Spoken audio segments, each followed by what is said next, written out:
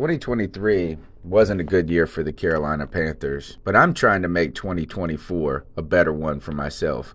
Get started on your resolutions with Factor so you're ready for the new year. Factor's ready-to-eat meal delivery takes the stress out of meal planning and sets you up for success in the new year. Skip the grocery stores, prep work, and cooking fatigue. Instead, get chef-crafted, dietitian-approved meals delivered right to your door. With over 35 meals to choose from per week, including keto options, calorie smart, vegan plus veggie, and more, plus over 55 weekly add-ons, you'll have a ton of nutritious and flavorful options to kickstart your resolutions. Skip that overpriced takeout trap. Factor is cheaper and way more delicious than takeout. Get chef-crafted, restaurant-quality meals delivered right to your door, and they're ready to heat and eat in just 2 minutes, which means more time for you. Head to factormeals.com/C350 and use the promo code C350 to get 50% off. That's code C350 at factormeals.com/C350 to get 50% off.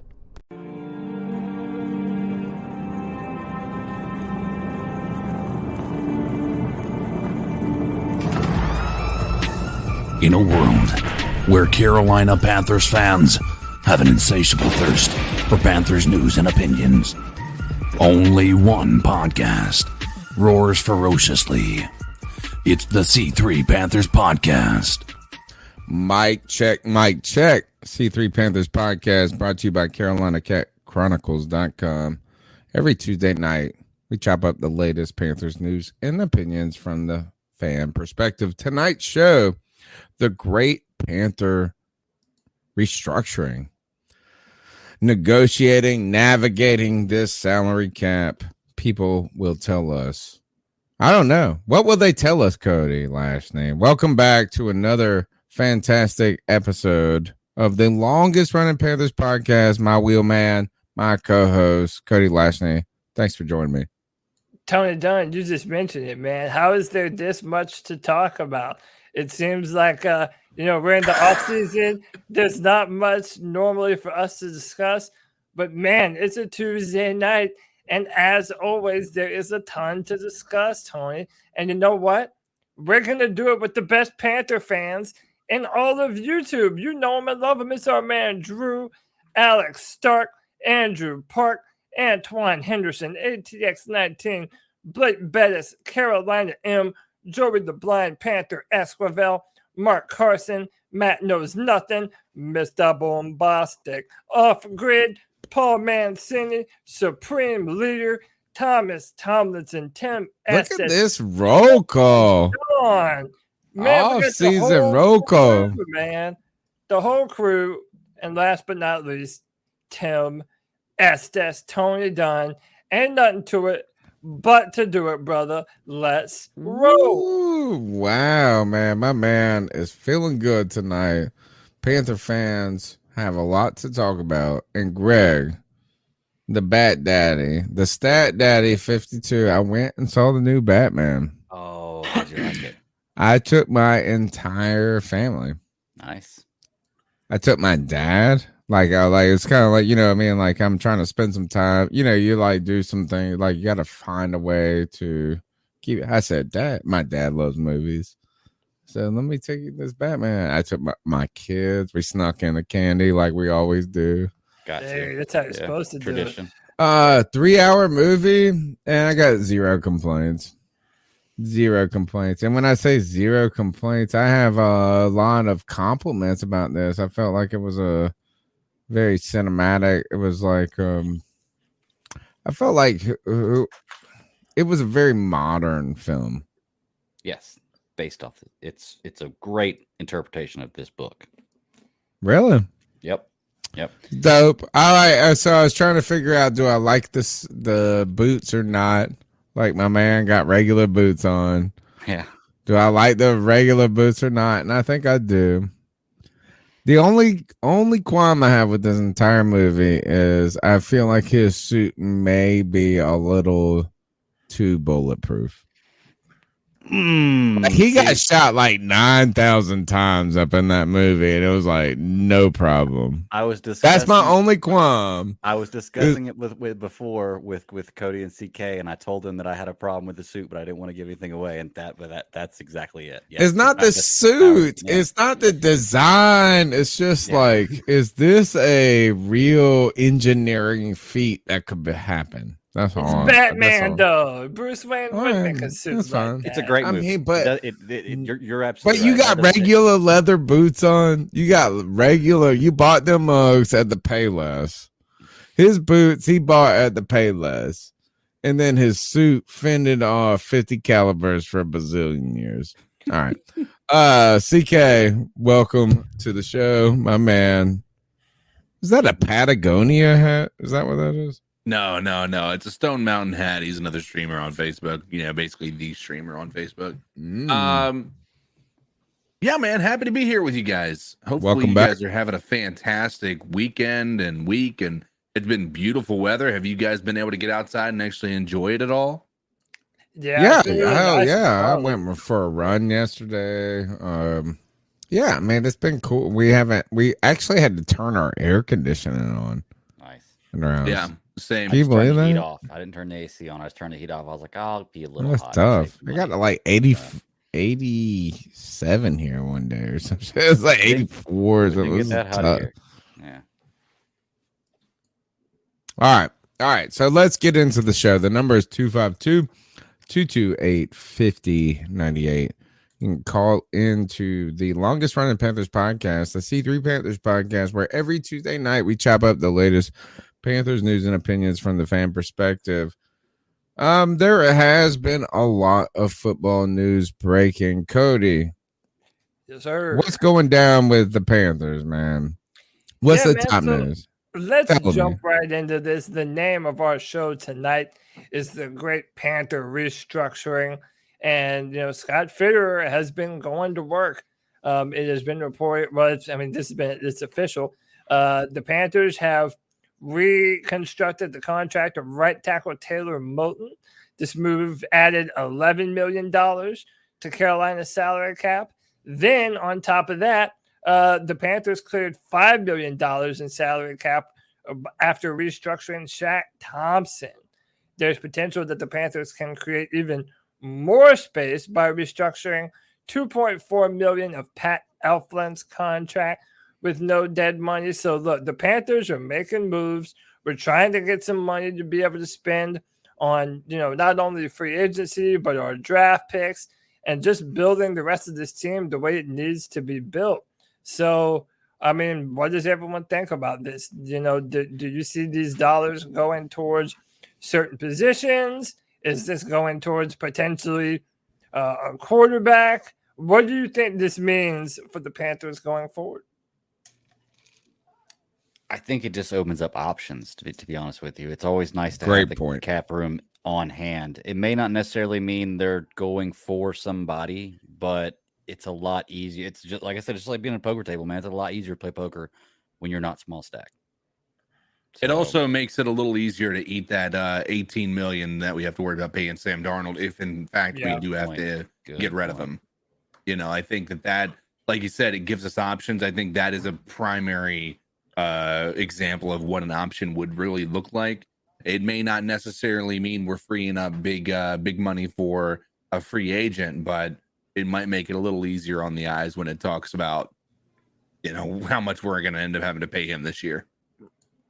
Helps us in the short term, right? Like it helps us now. Yeah. To go get a guard maybe or whatever we need to do. Like this is a move for immediacy.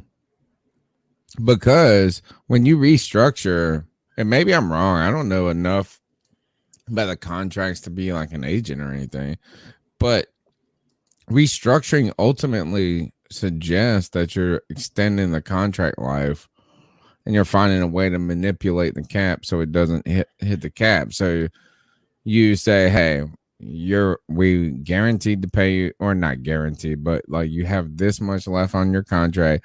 We want to take the same contract. We want to turn it into a 2-year contract. You're going to make the same exact amount of money, but it's not going to hurt the cap as much. Right.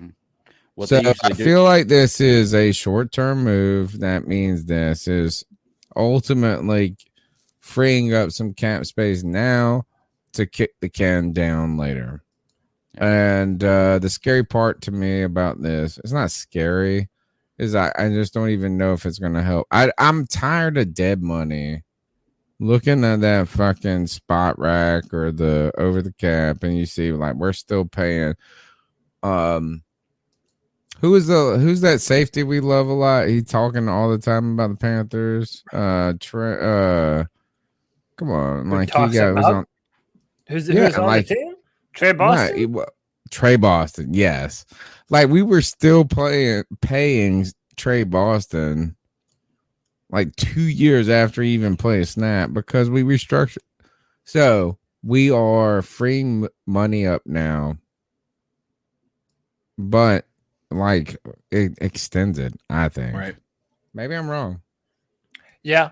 And I think also, it's, worth noting some of the bigger things that happened today around the NFL, because I think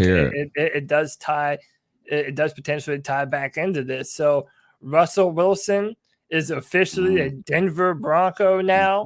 The Seattle Seahawks traded Russell Wilson to the Denver Broncos for Drew Lock, Noah Fant, and one other player. I forget who it is off the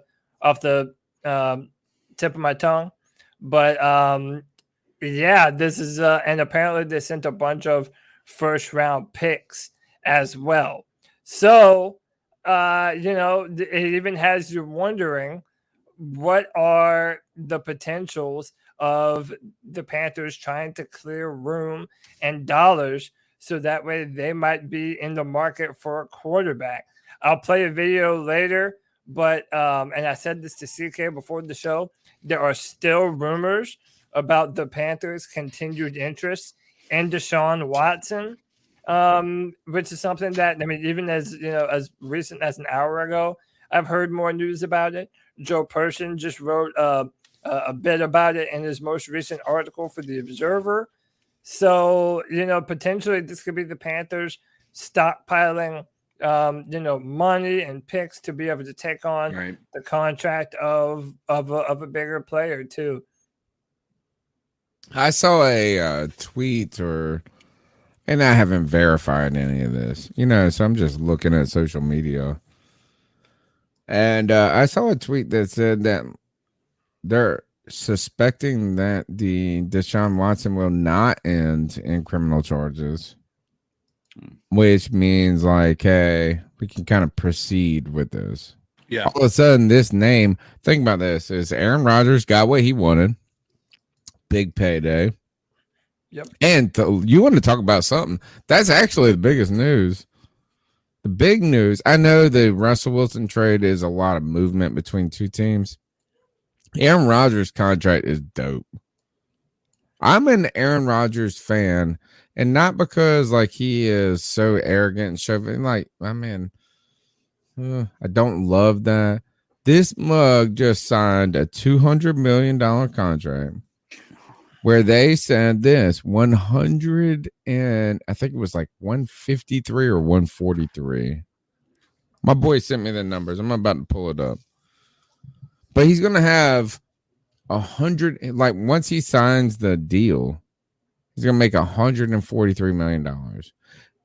Aaron Rodgers' contract might be the dopest contract in the history of the world. He's going to make like 97% of it. It's crazy. Yeah. That's what quarterbacks go for nowadays, man. I'm not hating. I'm not. Think about this. He is about to make $143 million. $43 million just by signing a deal. Yep. So, real quick, I said let's just go ahead and get this out of the way so that we don't have to spend the rest of the podcast talking about this that we've been talking about forever. Right. You mentioned Deshaun. Clarity on the Deshaun Watson legal situation and his eventual destination. Which team of the Houston Texans going to trade him to?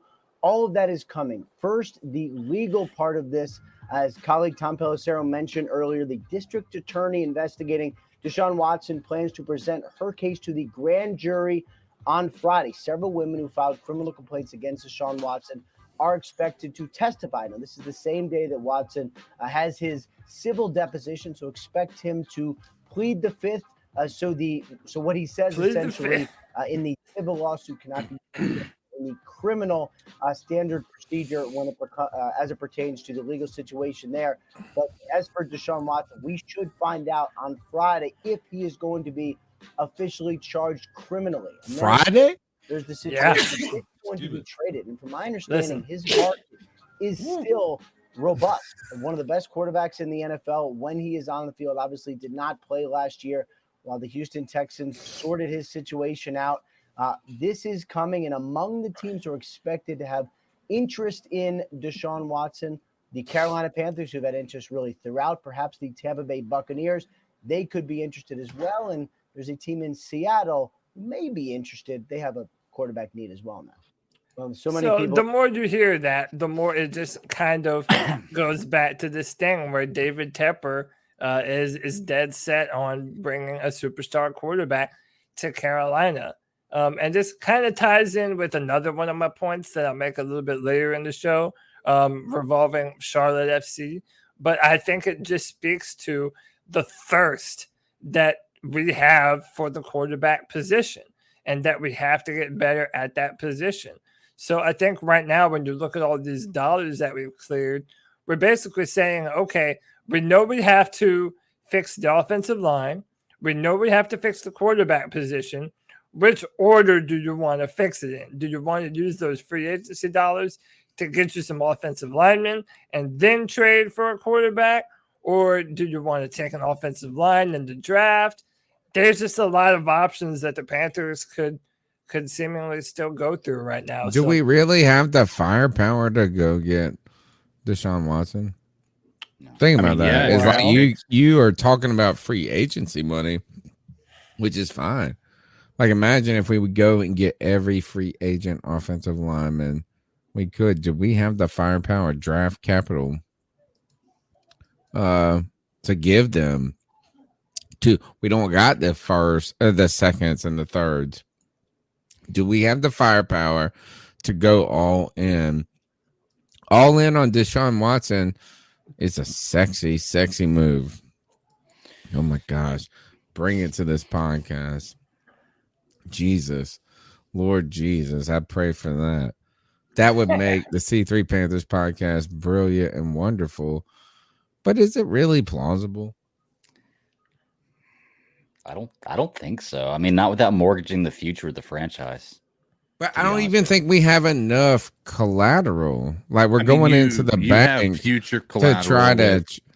I mean, you can only go so far ahead. Look at what you can't be like, I'm going to trade the next 10 first-round picks. There's like a limit of but the next 2 first-round picks are still a pretty hefty price. Yeah, I mean, you're getting a really good pick. I mean, this year, and you're looking at what would be.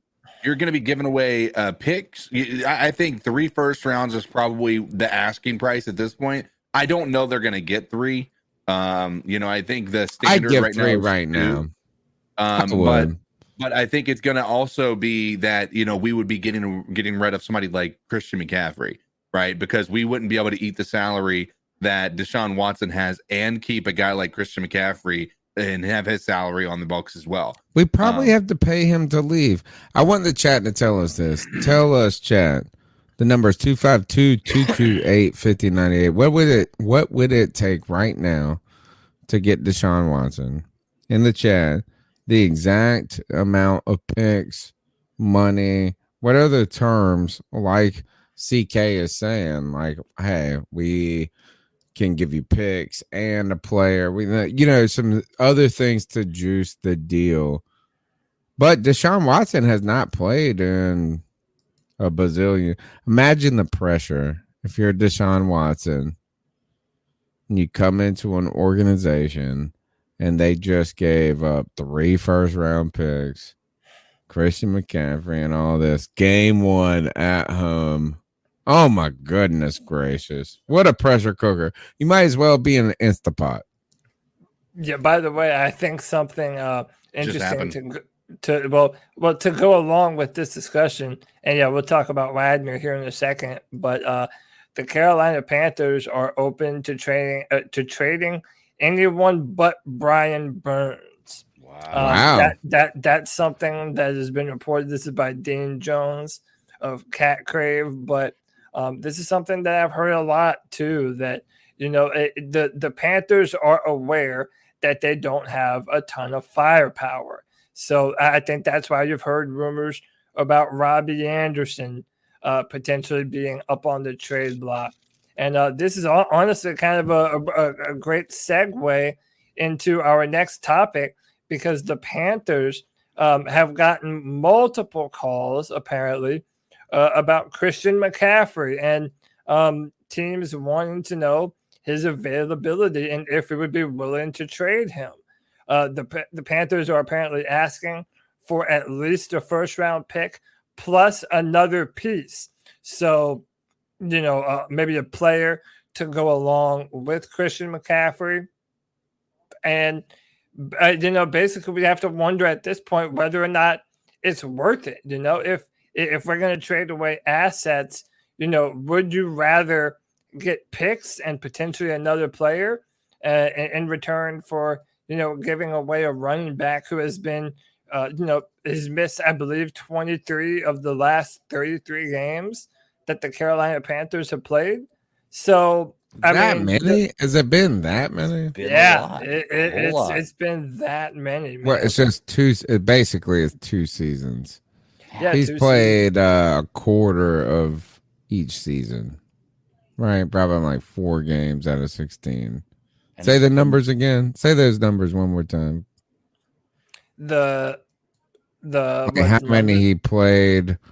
You just gave a grade. So he said he's played 23 of 33 games since, or he's missed 23 of 33 games since that breakout season that he had.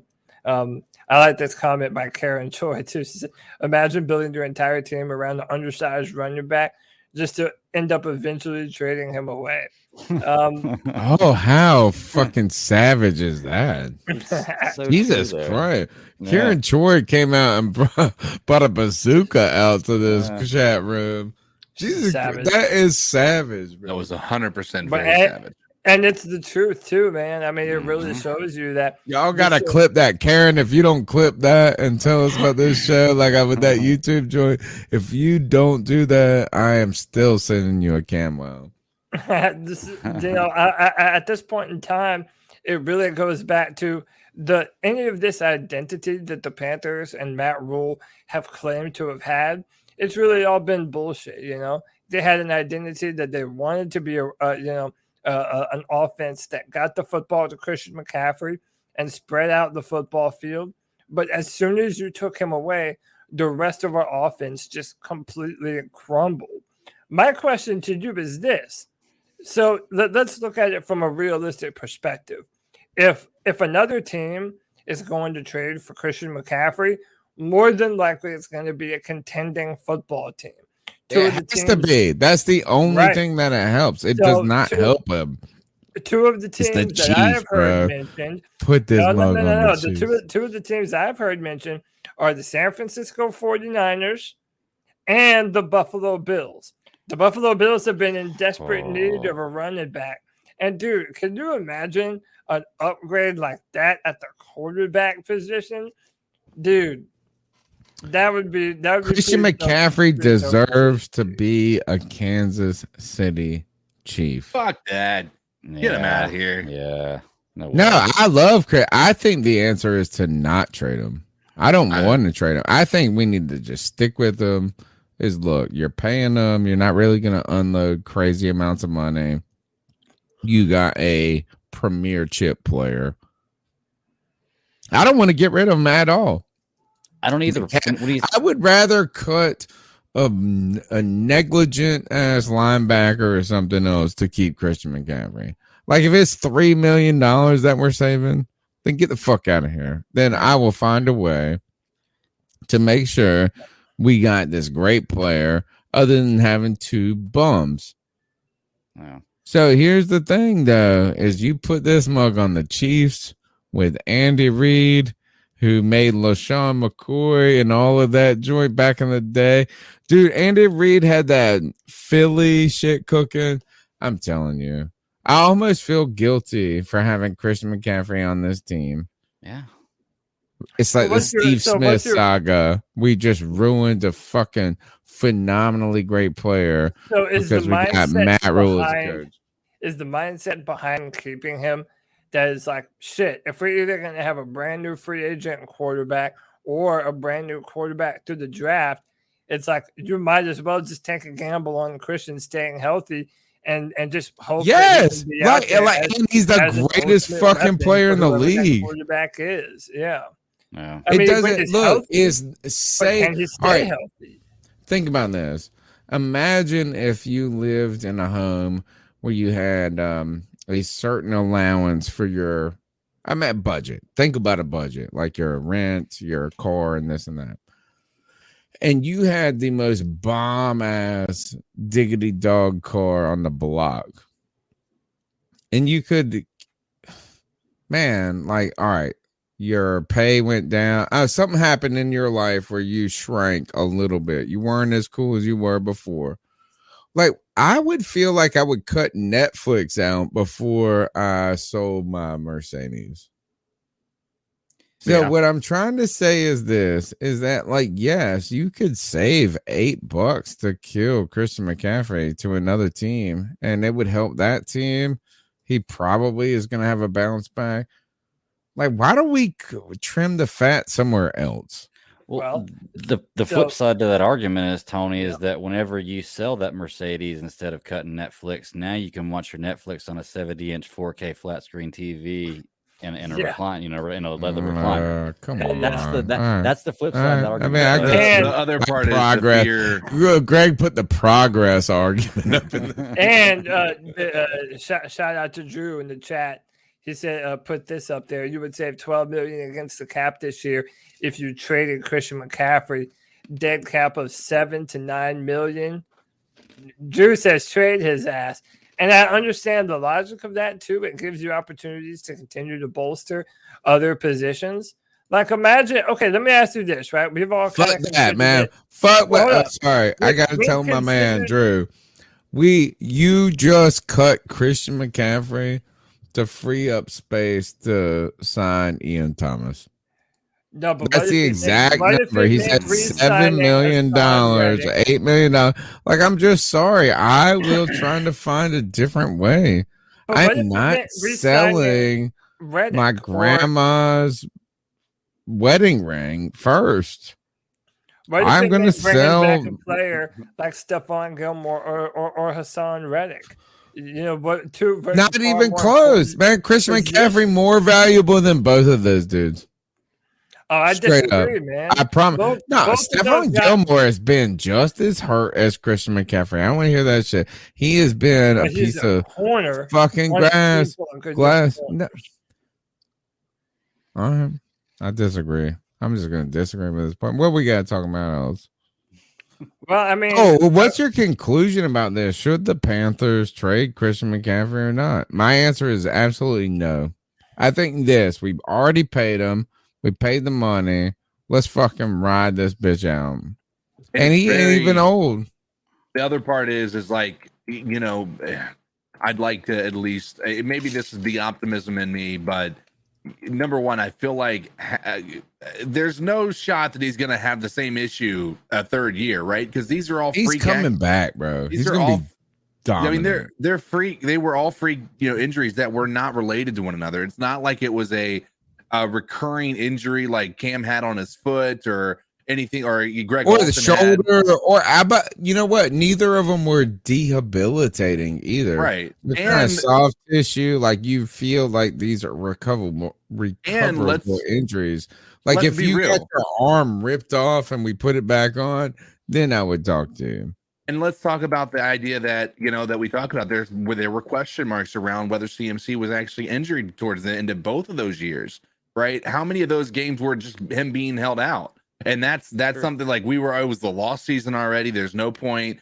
And, listen, I mean, I think that there is a reality to that as well. I think that there's also the reality that teams play us differently with Christian McCaffrey in the lineup. Like, it's just he changes how defenses scheme you, and he opens up so much more. And I think that's worth keeping on your team, especially number one. Another moving part to this is if we decide to go with the rookie QB, or if we're going to keep Sam Darnold, right? Or whatever that may be, whatever our QB situation is, having a Christian McCaffrey that is healthy is going to help tremendously. And so we're going to find out, I guess, a little more about what any quarterback we get and what they're capable of doing. I'm hoping we can keep them upright, because that's going to be the biggest challenge I think we're going to face. Yeah. And by the way, I started these 2 comments. Shout out Come on, bring it. I'm ready for this if McCaffrey goes to the Bills, or Chiefs, watch all of a sudden he stays healthy throughout the season. He will. He'll be the fucking GOAT. Maybe. And look, then Drew, go ahead. I'm ready for that. I was going to go ahead and put the other one, then I'll say it. Okay, so and then Drew with the comeback, he says, "Hey Tony, tell me the last time a high-priced running back led his team to a Super Bowl." I'll wait. And that's the point, man. These running backs, as good as they are, you don't win Super Bowls with high-priced running backs. It just doesn't happen, man. They're replaceable. And another good point that somebody made in the chat room, too, let's just say this is the last year that it's possible for the Panthers to receive a first-round draft pick in return for Christian McCaffrey. Theoretically, his value might never be higher than it is right now. So it goes back to that might be the best argument I've heard so far. Yeah. That might be the best argument, but I still have counter arguments then. Well, I mean, there's good points to both. I mean, no one's denying the man is incredible when he's healthy. Our offense is night and day different. Getting a 28th pick for him is not that cool, though.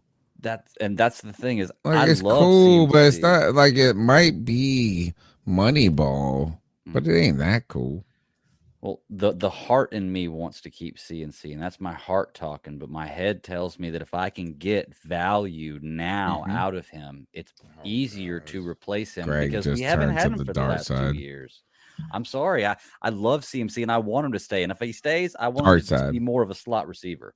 Again, I saw an article the other day of Fitterer talking about that, about him moving more to a slot receiver role if he stays with us. So, F that, guys. F that. I'm going to tell you why. Here's why. Like, look, you made great points. Value now. I do think that is like the best point that I've heard about the Christian McCaffrey debate is like, next year, if he gets hurt again, you ain't gonna get shit for him. Yeah, you're not getting, right. And you're paying all that money for him. But the problem I have with that discussion is that's presupposing we're building in the right way for a long-term plan, right? Like you're playing chess, looking ahead. But everything the Panthers have done has been looking for the now. Yeah. They have been looking for, all these restructures and free agents. What? Are they restructuring Shaq Thompson and Taylor Moton's deal for 2 years from now? No. They're doing it for this year. All of these moves are short term. We've seen this. Matt Rule has told us, what is Matt Fool, whatever his damn name. I don't even like to even think about him. I don't even like to even see his face in my head anymore. And I feel bad about that. I should not dislike somebody this much. Anyway, so everything they have showed us, Cody, is short-term thinking. Yeah. That's everything they've showed us. They have, in fact, the best thing we heard from Rat Mule was on WFNZ at the end of the season, where he tried to explain the past plan, the past PAST plan. And it sounded awesome. And they didn't do it. He told us this plan they were going to do, and they did not do it. Everything the Carolina Panthers have tried to say They say we want to build for the future, and they make moments for now. Yeah, that's the fucking problem, bro. So that's why I'm against it, bro. It's a now moment. And here's the thing. If we're on the back, the way I like to think about players is this. If we're on the back porch and we're picking teams, who are you picking? I'm picking Christian McCaffrey. So my point is this, is that Matt Fool has told us that he is trying to build it the right way, but everything he has shown us is for the right now. So they're going to try to get a quarterback. They're going to try to do something this. I want Christian McCaffrey then. I want him on this team. I would rather.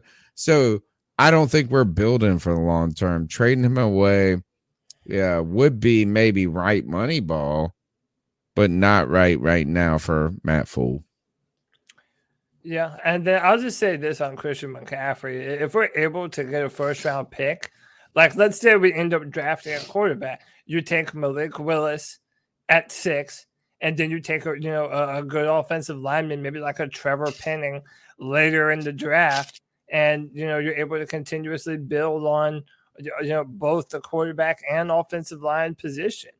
You also add on top of that, we might trade Robbie Anderson at some point down the road and get even more capital to be able to get some more guys too.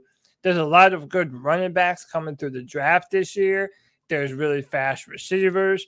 Like there are ways to continue to upgrade the offense without having to, be so dependent upon the players that we have right now. And we can free up some more money in the process. But I want to ask one question. And that is, all right, so one of the negatives about Christian McCaffrey is his position. So you don't like to sink so much money and cost into the running back position.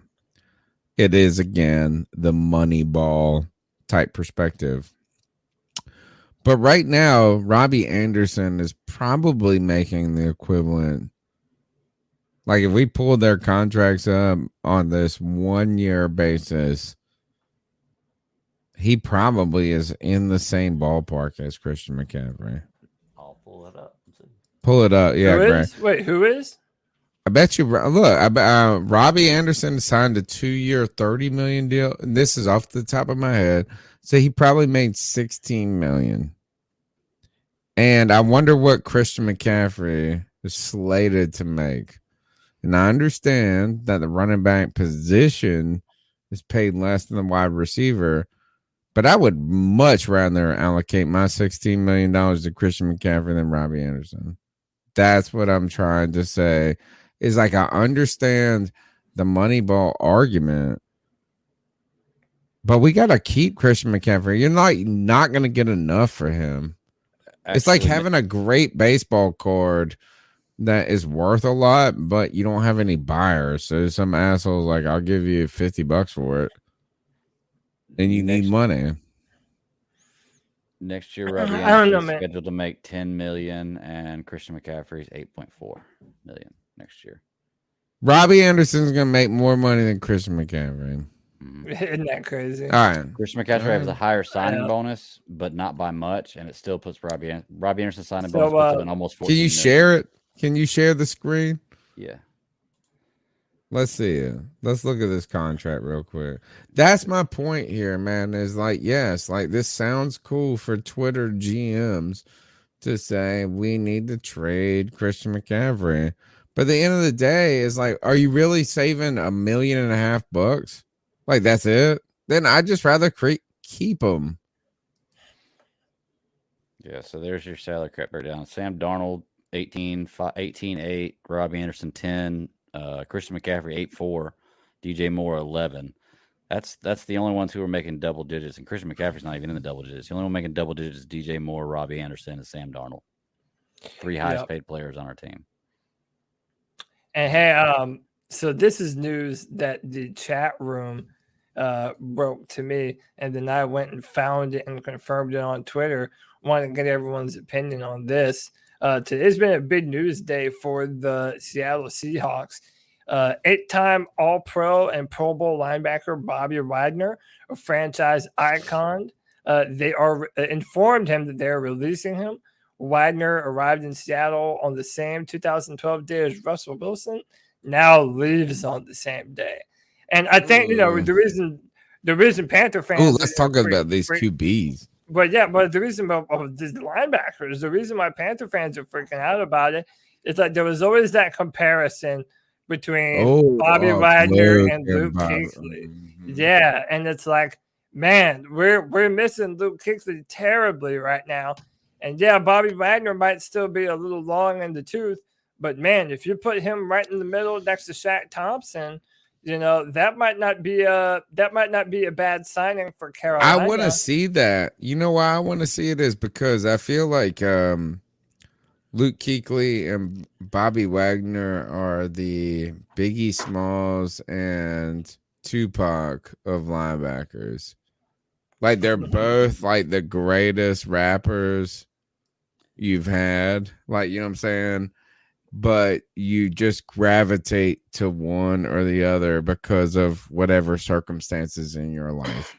Like, I mean, obviously I'm East Coast. I'm from North Carolina, but my mom's from Queens. Like, I think I'm cool for liking East Coast rap more. You know what I'm saying? Like a kind of a stick. But like if I was from California, I would have been probably all on that Tupac train like crazy. These two linebackers like are insanely awesomely great. Yep. So it's kind of like East Coast, West Coast on this. Would you be interested in bringing Bobby Wagner on a 2-year deal? Yes. I mean, like, why would you not? But still, it's a little late. A little long in the tooth, bro. Yeah, like, it's not going to make me overly. Right, but you got to the same. Look who's our middle linebacker. No one knows.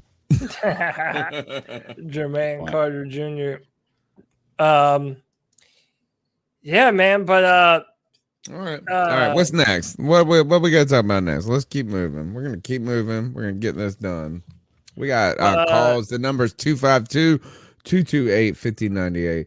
252-228-5098. Aaron Rodgers, not on the move, staying at home. Told you guys, bro.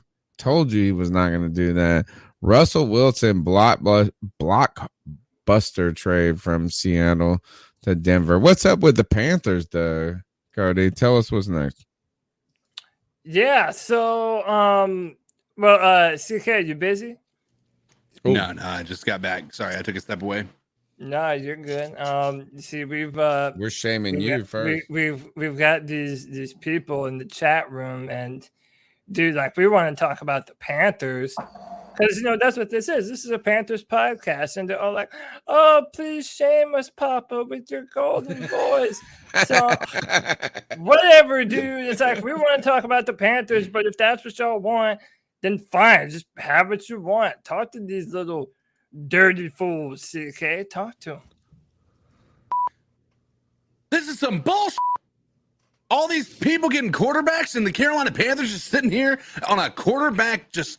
What do you call it? A drought? A quarterback drought? We haven't seen a good quarterback play in a Carolina Panthers uniform since Cam Newton 2017, and it's starting to get on my nerves. But you guys continue to show up.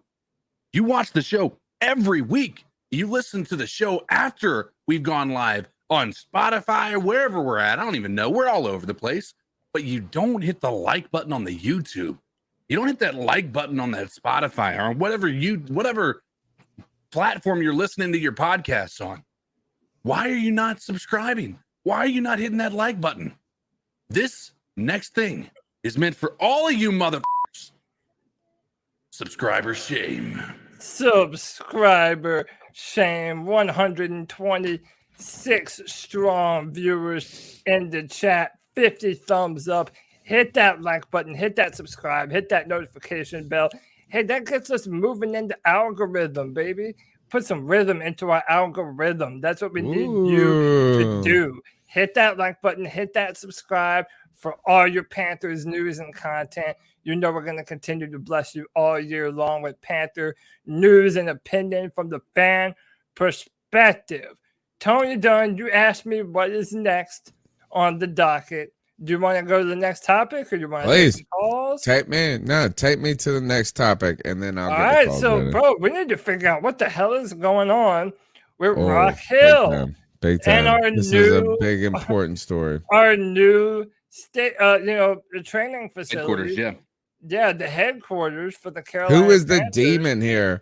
What I want to know is this: who is the bad guy? Think about this. This is robber baron David Tepper, his multi-quadrillion gazillionaire versus Little Rock Hill, South Carolina. Who's the bad guy? Yeah, so the Carolina Panthers are pausing work on the $800 million practice facility and team headquarters in Rock Hill. Construction on the 240-acre site began in summer 2020 and was supposed to wrap up sometime in 2023.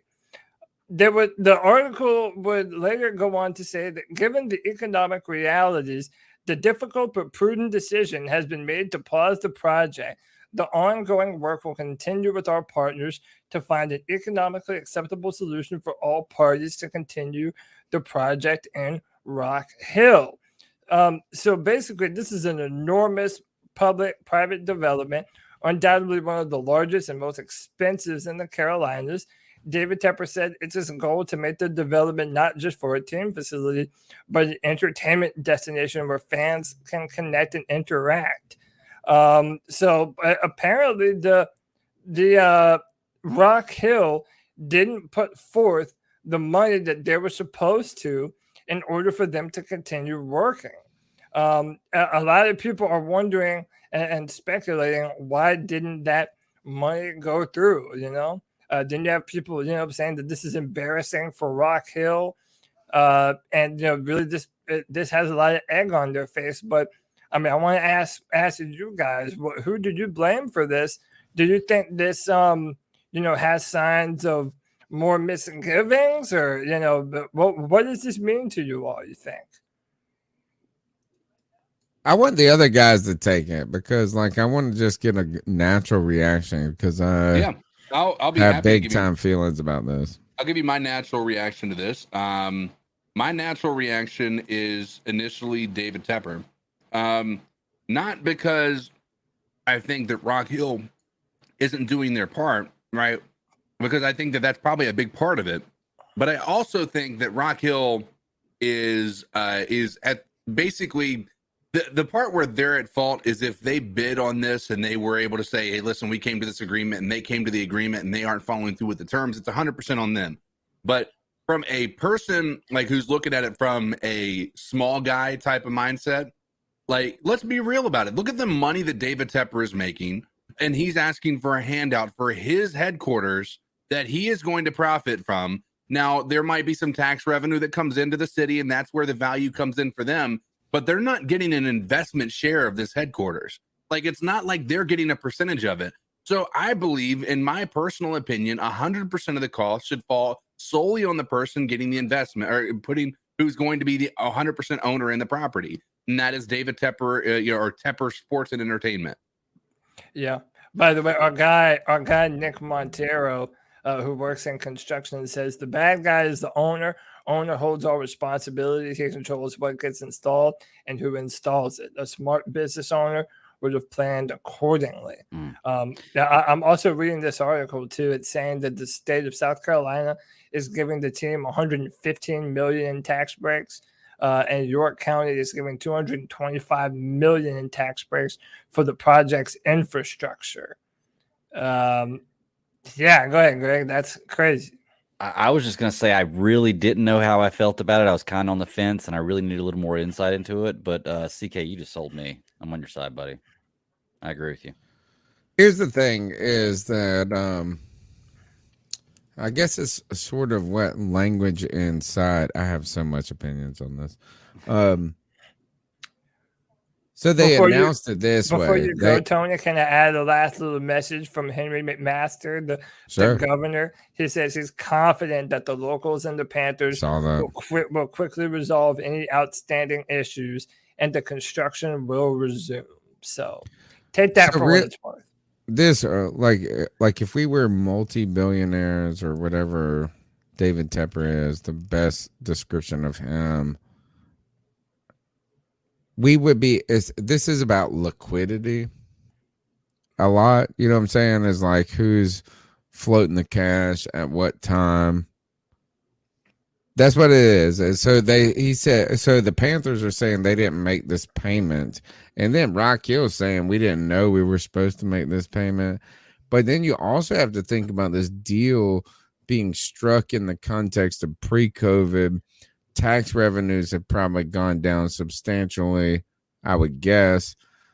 I'm watching David Tepper. I don't think he's making $1 bazillion I don't think he's just swimming in it right now. I mean, he is swimming, but I'm looking at where his investments are. They're probably sound, but I don't think that he's just swimming in the money. So I think this is a leverage move from Tepper needing liquidity. Dude, Tepper is the richest owner in the NFL. Well, he was at one point. I mean, who knows what he is now. I mean, he bought this soccer team. Right. He bought all this, and maybe his wealth is going up, and I'm sure it's increasing versus inflation. But some of this is just about the cash money. The straight cash money. That's what he is arguing with Rock Hill over. And I think some of it's got to do with who's gonna pay for the power, who's gonna pay for the sewage. Yeah, just some other things like this. But you got to think that Rock Hill is probably not just doing great right now in the pandemic. And this is just muscle back and forth. And I'm tired of crying for rich people. I don't want to, and I'm not saying that I want their life to be worse. I'm not saying that. I don't want his life to be worse. But look, if David Tepper got the smallest violin in the room, I believe it. And I think we need to address this because I think there's a lot of belief that the mayor of Rock Hill actually said some statements. The mayor of Rock Hill did not say that that's all satirical. What you heard was absolutely hysterical. So but it is great. This is the best shit ever. Look, I have this right here. I actually shout out to Joe Riolano, co-founder of the C3 Panther podcast. He's the one that sent this to me. As much as we wish that this shit was real, I'm sorry to tell you that it isn't. But it is real. Great nonetheless. Breaking. Rock Hill Mayor confirms no more payments to Panthers. Rock Hill's identity is championship football, the mayor said. I told that billionaire with his hand out that losing might be acceptable in Charlotte, but not in Football City, USA. No playoffs, no payments. Dude, that is... Could you imagine if the mayor actually said that shit? That might be the most legendary shit of all time. I would absolutely have loved that. Real, man. I would have literally had Rock Hill on my list of places I'd want to move to after hearing something like that. It is one of the most legendary things, though. It's just satire, but it's the best satire you can imagine. I mean, think about that. That is a great joke. If you wrote that tweet, you gotta walk out. You walking big chested, homie, into life. He would go on to say, "I simply told Mr. Tepper that when he finds a quarterback, we might find our checkbook. It's that simple." I mean, look at that. Who is this person? We need the C3 Nation, or whatever you call it. We need these cats to go find us who this was. We need him on the show. We need to talk to the author of these tweets right here. Adam O'Daniel. Adam O'Daniel, you have a free welcome and a permanent invitation to this show. We need you on the show, bro. Straight up. That is the funniest. It doesn't get much more funny than that. Hey, just so you know, Tony, Tepper is swimming in money. He is definitely swimming in money. In 2021, he was number 49 on the Forbes top 400 list. He's number 142 on the billionaires list in the world, and he's number 3 highest earnings fund manager. Like, he's still swimming in money, man. This guy's got a net worth of $15.8 billion. Like this whole it's doubled. Production. It is doubled since I said his name. This whole This whole thing of this whole stopping production on the Rock Hill just screams billionaire having a tantrum. Like, in my mind, like here's the thing. And I don't know if you guys have ever experienced this, but people with money. I used to work for Wells Fargo. The worst people that you would ever talk to are people with money. Not because they had money and they were cry cocky. Louder than anybody. They They're are the biggest bitches. complainers when it comes to a $10 charge that the bank assessed to them that everybody gets because they hit because they have certain requirements. They are the ones that will call in 99% of the time. And this is to Tepper's credit. And this is a lesson I've learned. Millionaires didn't become millionaires by giving away their fortune, right? Like, true, there are some cheap ass motherfuckers, right? And so there are, and even when they are altruistic, 9 times out of 10, it's for tax purposes, right? So let's be real. Right, about like here is the thing: is I don't want to criticize anyone for giving away their money, right? Like, I mean, like I don't want to criticize someone for donating or even investing. What I just don't want to hear is that you're crying, you're pausing the production because our pocketbooks kind of shrank a little bit during COVID, and Rock Hills didn't. Like, I mean, like it's just like wait a second. Imagine if you go to dinner and we all are a little upset that it was a little bit more expensive we wanted. You know what I'm saying? Like, we all could kind of afford to be there. We probably should not have gone there. But the motherfucker that has he could buy the restaurant is like, oh my God, I cannot, but man, it was just such a overinvestment. Oh my God, this check. Like, he went and complained at the Applebee's. He's like, 2 for $22. Way too much. Do you kind of get the feeling that Tepper is bitch? I don't even like him right now. I don't like him. Do you kind of get the feeling that Tepper is over owning an NFL franchise and his focuses are more on just the profit side of it? So, for instance, he is no longer that the allure that he had of I've always wanted to own an NFL team. This is like a bit a childhood dream come true. That's over. Right. He's not a retired bazillionaire, man. He's an active bazillionaire. Right. And so he's trying to parlay this shit into more and more and more money. Which is why you're seeing, and that's where I'm saying, I could see the Panthers becoming a second thought to him. Is he going to get rid of it? No.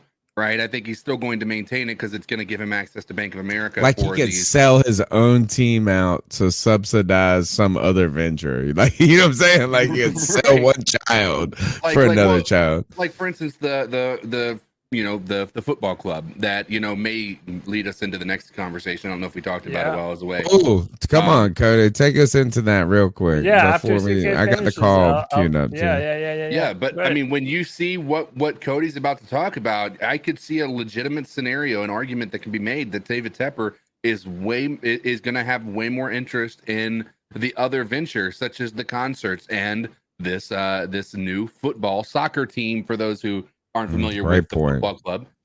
So let's talk about what Cody wants to talk about and how big this is for Charlotte. Yeah. So listen, I mean, I'm in Charlotte. Okay. I mean, the guys know, they've been to my house before. I'm a hop, skip, and a jump away from Panthers. It's so close. We can walk to the stadium. So when I tell you that Charlotte was a buzz, with for the home opener of Charlotte FC. And I mean, I'm telling you, man, it was reported.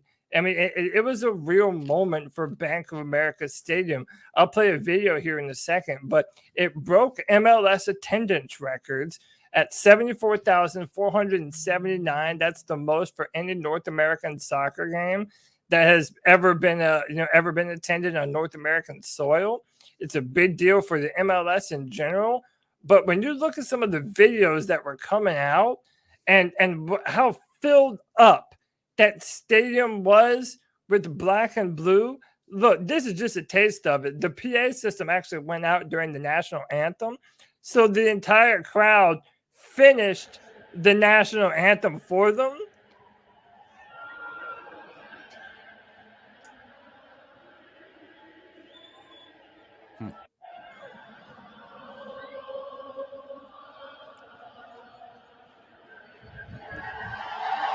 I mean, that is a stadium full of people.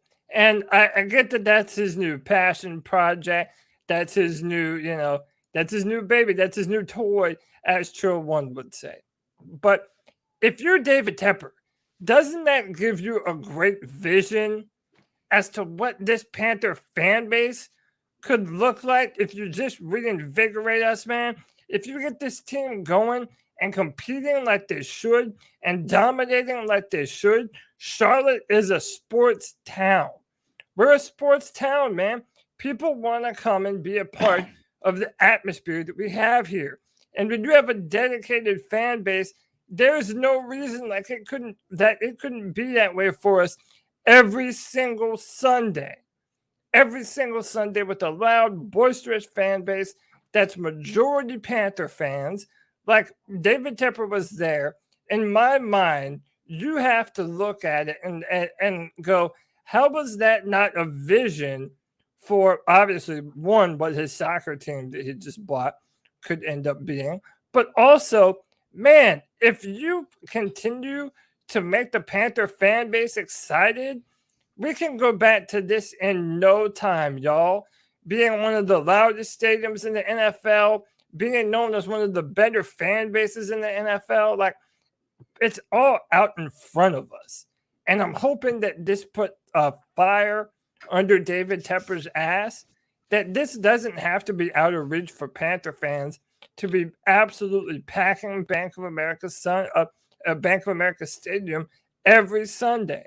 So I don't know, man. I thought this was a cool moment for Charlotte, a cool moment for Charlotte FC. We're 0-2, so we've yet to catch our first W. But I don't know. I just thought that it was a cool thing, and it showed potential for how you can continue to build a sports city here in Charlotte. Yeah, I think it's really cool to see that because, number one, I think I'm less excited about the process. I think that there has been so much effort put into trying to get this Panthers fan base to be of the same level of a Chiefs fan base or a Seahawks fan base, but it's kind of fallen on deaf ears to some degree. It's definitely gotten better. I mean, there's an entire organization dedicated to changing the culture, which is the Roaring Riot, if I could speak today. And it's still, you still have empty stadiums. You still have people selling their tickets. I don't know what the solution is. My only reason for thinking that maybe this is, like, you see this happening is because right now this isn't an investment opportunity for anybody. Like the football team, the soccer team is not an investment opportunity. People aren't going to be buying tickets to sell at an inflated price because these tickets probably are pretty affordable, right? Which means what you're seeing in that stadium is all fans of the Charlotte team, because number one, it's affordable tickets, and number two, you're not having PSLs with this is just people that like the experience that first time. This is not real. Right.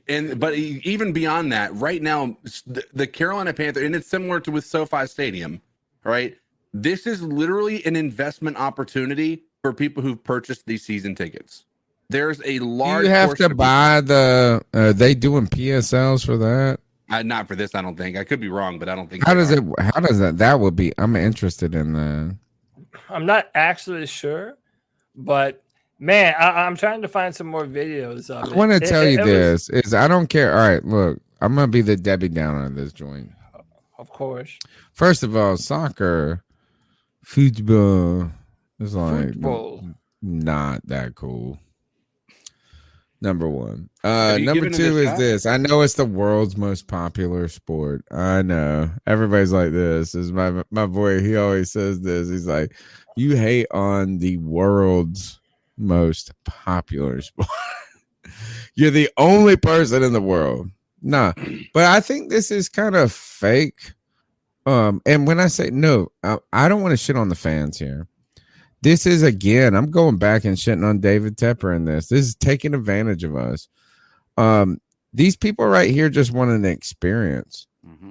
They wanted to go to a movie. It's like, hey, I saw Greg talk about this one time, or maybe he said this on our show. He's like, I'm going to go see this movie no matter what. I think I was watching your podcast and you said this or something. Mm-hmm. It was like, I like this genre of joint. I'm gonna go, and the movie might be great, it might not be great. I'm gonna go no matter. They already got my money, is what you told me. Yep. I think this bazillion fan experience right here is just that. Is people who wanted that experience. Opening night, yes. But here, put together. Look, first of all, I'm not driving to Charlotte to go see this team. I don't like soccer though, but here's the thing is I think this is like groundswell original, and I hope it works out for, actually, you know what? Fuck that. No, I hope it fucking sucks. I hope they are terrible. I hope they're terrible, and that forces leverage on David Tepper to make the Panthers better. Well, I don't want to see this guy balance out sucky ass Carolina Panthers football with some basic ass soccer. Tony, sorry. Be careful what you ask for, bro, because if that happens and he's put this money in this, guess what? This market in Charlotte failed him, and he's going to another location, and he's taking the Panthers with him. Bro, if they lose 8 games, man, all right, first of all, like what city? Yes, exactly. And what city is a soccer? Think about how the fucking Carolina Hurricanes have won a Stanley Cup. They have won the greatest honor. But if you go 4 or 5 years without the Hurricanes winning that much, I mean, look, I just think there's not an established culture for the football in professional sports in America. So it's already difficult. I just think this is a portrait right here I'm not overly excited about. Can I tell you why I disagree? Well, go ahead, Greg. I was just trying to do this. I lived in Charlotte, and I love Charlotte, and to a certain extent, Charlotte is a sports town. Cody, I see what you're saying, but it's kind of not too. Think about it. The Hornets were driven out of town the year they went to the Eastern Conference Finals. So winning wasn't even a big deal, and basketball tickets. When I lived down there, you could get into a Bobcats game for $5. Like, it's people don't want to go unless teams are winning, and even with the Hornets, when they were, people don't want to go to some games sometimes. Now, I know with the Hornets leaving, that was a different type deal. It wasn't just the fans, it was the owner too. Something about them not building a new stadium, so he moved on, took the team away. But I feel like Carolina is a bunch of fair weather fans. They really are. I hate to say it. And I love the Carolinas. I lived here my whole life. Love North Carolina. Love the Carolina. Well, team. isn't every fan a fan? Like, I think every fan base is sort of a fair weather fan. Every fan base is a fair weather fan base until the team starts winning consistently enough that all those fans come to expect wins. And then you build up these types of. But it has to be a cultural. It has to be a good. Like, does soccer have the cachet? Is what I'm saying. Yeah. Think about this. Is football? Think about this. Is football is the most watched sport in America? Like, I mean, you look at the ratings that they get. Like, and the NFL is the dominant force. Like, we will watch. I will watch a shitty NFL game over a great baseball game. Oh, for sure. Right. Think about that. Like, you know, man, it's Thursday. Like, I mean, look, it's the biggest draw. It's the biggest fucking draw there is on the earth right now, or at least in American society. My point here is this. Is like this picture you put up of this stadium packed is cool. Like, that's a cool moment. But I don't think it's emblematic of what soccer can be.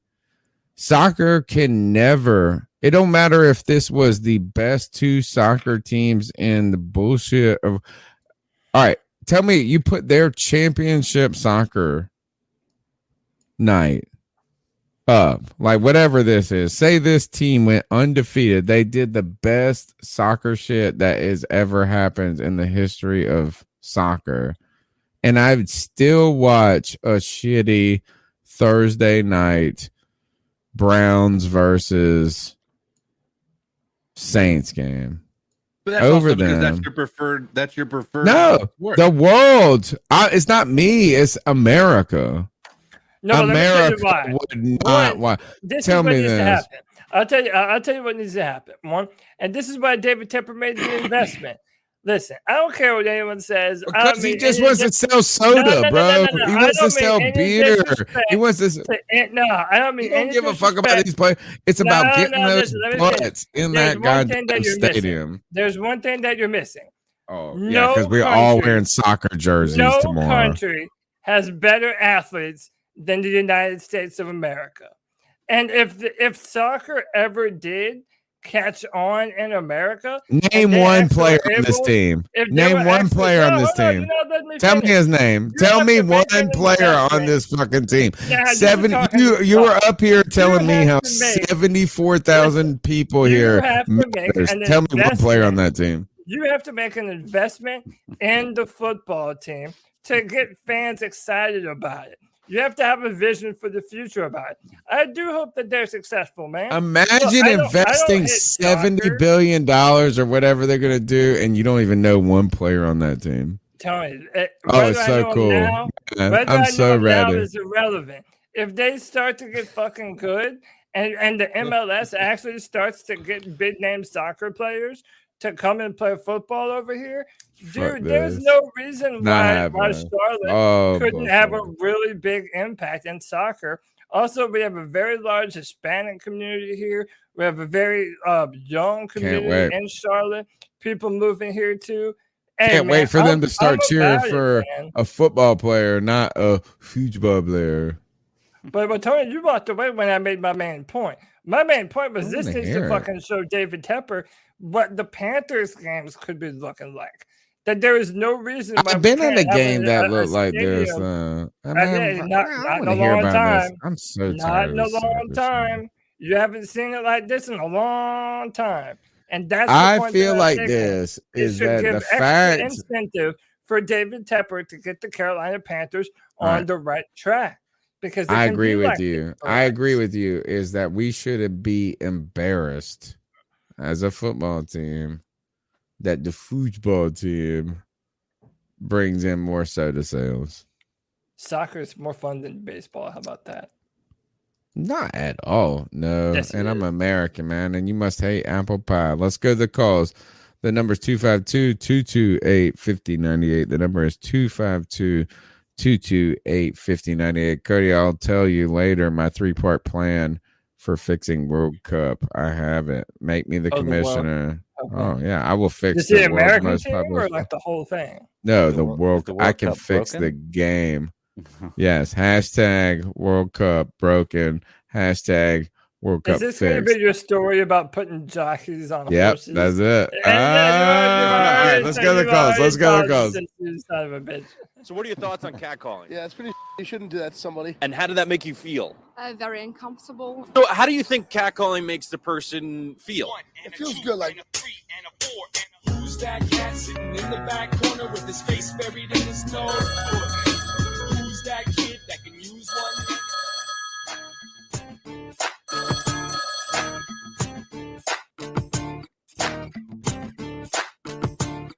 Tony. This is your mother. Mother done. You know, Tony, ever since you were a little kid, you always wore those little tutus, and I knew that you were always a little out there, but, you know, I should have swallowed. Just thought it started funny. Well, I can't even call you my boy. You always wore the tutus. You know, I should have swallowed. How can you say that can be our next quarterback? Who? But Tony, Gardner Minshew. I know you've always been cam-sexual, and you know, you've always been talking about Teddy Bridgewater's big D. But Tony, listen to the show at you least. little babushka, you know, Tony, what are you doing? I should have swallowed. Funny. Not funny. Alright, next crazy, man. Hey, what's good, fellas? It's Corey calling in. Corey, what's up, bro? Not too much to talk about. I don't have no hot takes or anything like that or any big questions, but I was just looking around and I realized that Ian Thomas is facing 5 misdemeanor charges and he has 4 career touchdown catches. And I just think it would be really cool and like really funny if he ends his career with more misdemeanors than touchdown catches, which is a very high possibility because I mean it's very likely that he doesn't score a touchdown for us next year. I mean he didn't this year. And then he gets cut.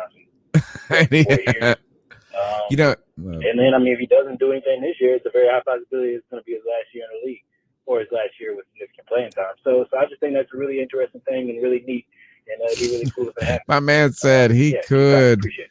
We paid him 8. All right, this is like so. Imagine if you gave someone the option to bet a significant amount of money, but they could win a lot. You know, so I'm going to give you this amount of money, but we paid him. We bet on Ian Thomas $8 million, and like the max payoff might be just 1 touchdown. Like, that's what he's saying. Is like this mug could actually finish his time in Carolina with less than 6 like less than the money we paid him in millions of dollars. You paying him to be a tight end? I don't know. You know, the one thing I don't like about the Ian Thomas narrative is like he's a good blocker now. Like that irritates the shit out of me, is that he was supposed to become better at that. That was his weakness. So you're trying to tell me a guy we drafted and we thought was going to be a pass catching athletic tight end is like, oh, we're paying him $8 million to just be a blocker. Might as well fucking pay Manhurts. Yeah. All right. I mean, I don't know, man. None of us were very happy with Ian Thomas's new contract. Felt that it's the money. It's not him. Yeah. It's the money. It's not him. I'm not even trying to shit on him. It's just a little rich, but God bless him. Hopefully, if we hang out, bro, you pick up the tab. 252-228-5098. What's good, fellas? Corey calling in. Just dropped the Aaron Rodgers news. Just saw that. So I know you guys are probably talking about that. And when I saw it, first thing that came to my mind was call for Jordan Love. Let's go. Let's see what the asking price is. You know what I'm saying? Great call. Young Good call. Who hasn't shown his full potential in the league. Let's see what we can get for him. But then the next thought I had was, okay, Green Bay is willing to, commit to $150+ million guaranteed to this. How old is Aaron Rodgers? Like 38, 37, something like that. Like a guy who's obviously near the end of his career. Obviously, Aaron Rodgers is great. He's Aaron Rodgers MVP, all that good stuff. But, somebody who they haven't seen the success with that they wanted to see. So, I mean, to me, it seems like they just don't have the faith in Jordan Love. Like, they're the ones that seen him at practice every day. And if they're willing to drop $200 million on Aaron Rodgers for 4 years rather than, have Jordan Love for the next 4 years, I feel like that speaks volumes too. So what do y'all think, man? Would you? I mean, I wouldn't be opposed to the Panthers calling about Jordan Love anyway, because we're calling about fucking Mitch Trubisky and sure and Kirk Cousins. Good point. See if we can get with Jordan Love, but how would you feel if how would you feel about Jordan Love as a prospect for the Panthers? Like, do you think that this is more telling that the Packers are willing to sink all this money into Aaron Rodgers at his age, or is it just, Aaron Rodgers, you do whatever you can to keep him, and Jordan Love could potentially be somebody too. Let me know what y'all think, man. Appreciate all the content y'all put out, man. Peace. I think we all would love to know who Jordan Love is. We would all love to know who Jordan Love is. But the Green Bay Packers know that Aaron Rodgers is the straight biz, bro. Like, I mean they're MVPs in a row. I mean, yeah, I mean, like, it's like this. Is they'd be silly not to. This contract, though, CK, my mug got $200 million, but 100. My boy sent it to me earlier. It's like 158 guaranteed. He's got 38 million per year guaranteed. Tell me, I'm rooting for Aaron Rodgers. Like, this dude just fucking broke the bank, man. All right, but tell me, Cam Newton didn't looking at this and just being like, "What the fuck happened to me?" Like, was it the vegetarian? Was it going vegan? Was that what it was? Because I mean, I'll be honest with you. There's a large study that has been done on athletes that have gone vegan, and a large portion of them have had their careers cut short because of injury, and prior to that weren't injury prone whatsoever. Is Aaron Rodgers a meat eater? I'm pretty sure he is. I mean, I was just wondering, like, is he a super meat eater? But the difference with him is, like, he isn't like taking the hits like Cam Newton was. Cam Newton was putting his body on the line every single play, every single red zone, everything like that. We were hoping that Cam Newton would become the greatest quarterback in the history of the world. And he was for us for a moment. But Aaron Rodgers has arguably been the best quarterback. Look, Aaron Rodgers, like, we tried to sleep on him for a year when he got hurt that year.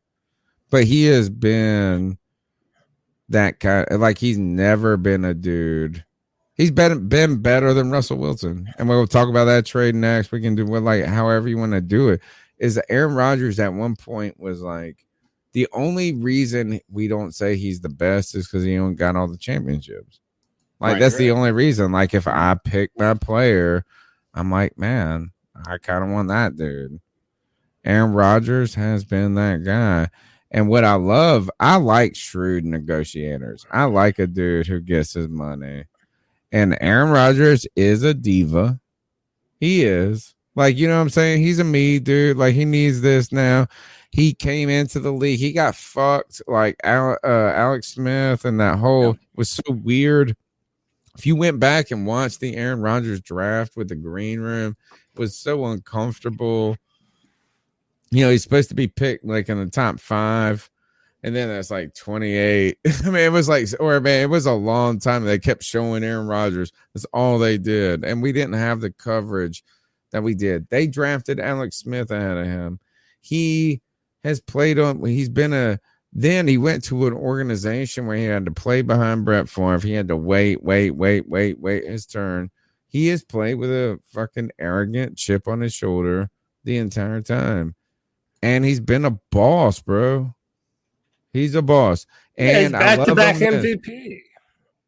Shrewd negotiator. He is one of the few people I ever heard do this, guys. Like, right before he got the injury, when he was at the peak, like, you were like you would draft him in your fantasy league, like, top, like, you know what I'm saying? Like, you remember when Tom Brady was with Randy Moss, you would pick him in the first round, you'd be fine.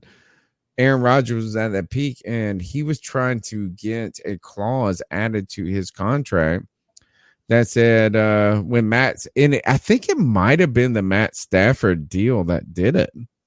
So Matt Stafford or somebody signed a deal that kind of reset the market.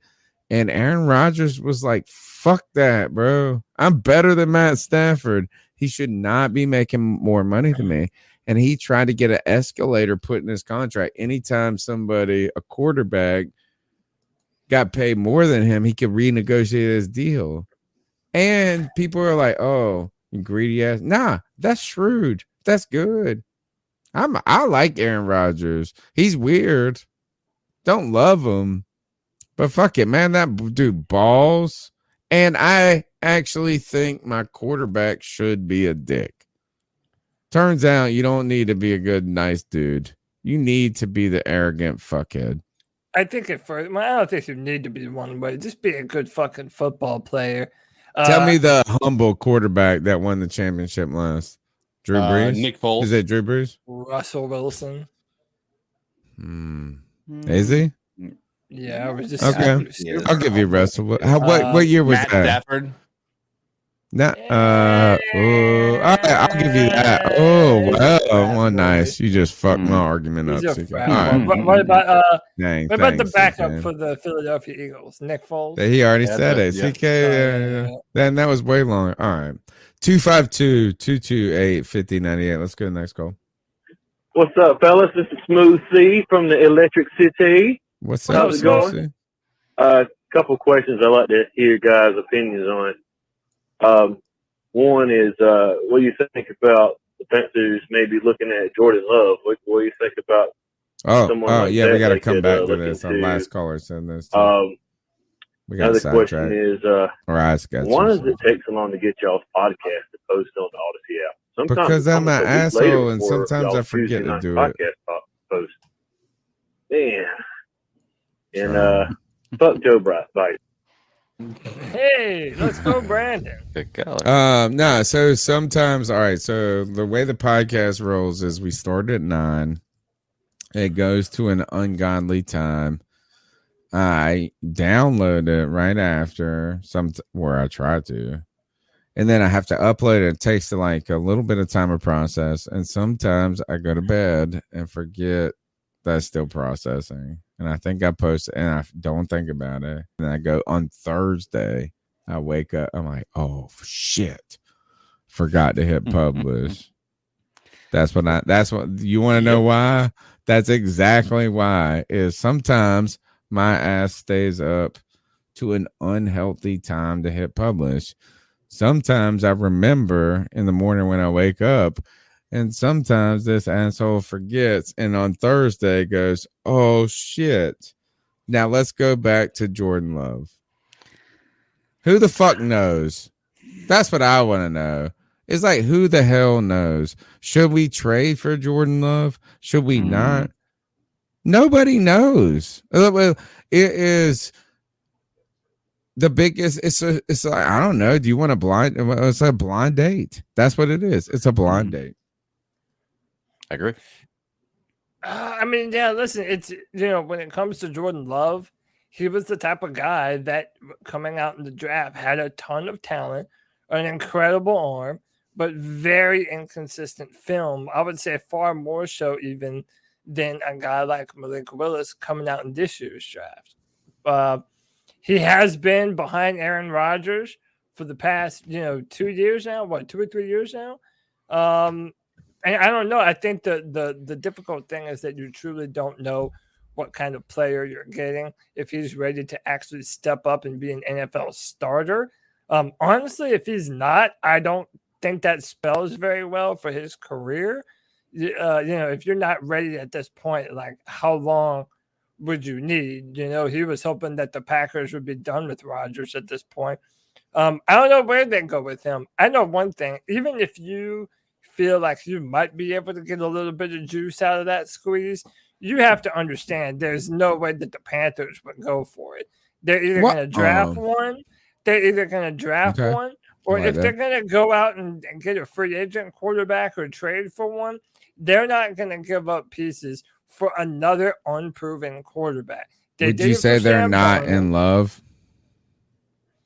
Yeah, I would say they're really not in love. I would say they're probably not even in like, if I'm being very honest with you. But it'll be interesting to see what they do with him. I don't think it'll be the Panthers, but I do think that someone might try and take a flyer on him. All right, next call. Hey guys, Chuck from Elizabeth City, aka Carolina Sports Guy. Oh man, you guys got me riled up tonight.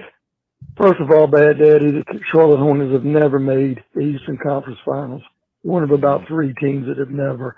The Clippers, New Orleans Pelicans, and us have never made the Eastern Conference or Western Conference Finals. Check the year they had Baron Davis. I series before the conference finals. Okay, that might be what I'm talking about. But the problem with the Hornets is they've never established a winning culture. they've never been able to win more than one series ever in their history. And that's been the biggest problem because it is a basketball stadium. If you remember when the team first came, they sold out like crap. I mean, it was just crazy. Hurricanes struggled very bad. Hockey market, the whole 9 yards. They won the Stanley Cup, fans were there. They started losing again, fans went away. They are getting ready to be 4 or 5 years straight in the playoffs. And that is why that stadium is 90% on more capacity, filled up in Raleigh every game. They have a great team. And I think that's one thing you can look at the Hurricanes. We thought the Panthers the year we were 15-1, had Cam and had Luke. We saw us finally breaking that, never having 2 winning seasons in a row. And we thought we were going to go on a streak of 4 or 5 years in the playoffs in a row and make a couple Super Bowls and win one. And if that would have happened, we would have had fans who would have been stuck like glue. It wouldn't have mattered if we won or lost, like Chicago, like Detroit, like these cities have had teams. And Tony, you're wrong about the soccer team. As boring as it can be, the one reason why it's going to succeed, Charlotte's a hipster town. People love to drink. That game can end 0-0 or 1-0 loss. And as long as people get to sing and dance and go to that stadium, drink a bunch of beer and be around a bunch of people and just get plastered, they're going to enjoy the experience. And that's why it's going to succeed. So it's like a minor league baseball game. Soccer came and not baseball, because baseball is aging out. And I think that's the one sport that we could support, but probably will never get. But anyway, that's all I wanted to say. You guys really got me riled up tonight there. Chuck, fantastic call, good man. Call. Good see, call. Chuck, you have the vision that Tony Dunn lacks. That's what I'm saying, man. You get a bunch of people, give them a reason to drink some beer, to sing some songs, to do some dances. Dude, I'm telling you, man, this is going to end up being a great thing for the city. It's going to bring young people into the city, you know? By the way, and just like being around Charlotte, I can't tell you how many people, both male and female, that I've met that tell me that they played soccer in college. You know, soccer is more of a young person's sport, and Charlotte is a young people's city. And you know, I agree with that notion too, that he was saying that if the Panthers would have won, if we would have had that Super Bowl championship, we would have built something here that, you know, could still be going on to this day. So yeah, man, I'm 100% think that this Charlotte FC is a good thing for not only soccer in America, but for Charlotte in general. Look, I am not as big of an anti-soccer fan as Tony is. I actually don't mind soccer at all. Watching the game's fine with me. It's just not something that I follow. But the way y'all just described what you go to do and have a good time is exactly the same reason that I go to a minor league baseball game here where I'm at. And I can almost guarantee you, yes, baseball is kind of a dying, aging out sport, but I can almost guarantee if you put a minor league baseball team in Charlotte right there. But they have one. It's the Knights. They got it right there. Oh, okay. The Knights is it's right across the street. Okay. They're fun. I mean, look, all those sports are just experience only. Yeah. That's what they are. They're experience only. Like, there ain't no podcast for the Kinston Wood Ducks. Yeah, but I'm sorry. The caller was talking about Charlotte FC. You get a bunch of people to get into the stadium, give them a reason to sing and dance and drink beer next to one another. Experience. Yeah, I think it's going to continue to be successful for. It will be, but it's not going to be like what y'all saw. But anyway, let's go to the next call. Hey guys, it's Joey. Joey. And I gotta ask a question. Tony, what the hell kind of Italian are you if you talk so much shit about soccer, dude? Like, give it a chance, man. It's like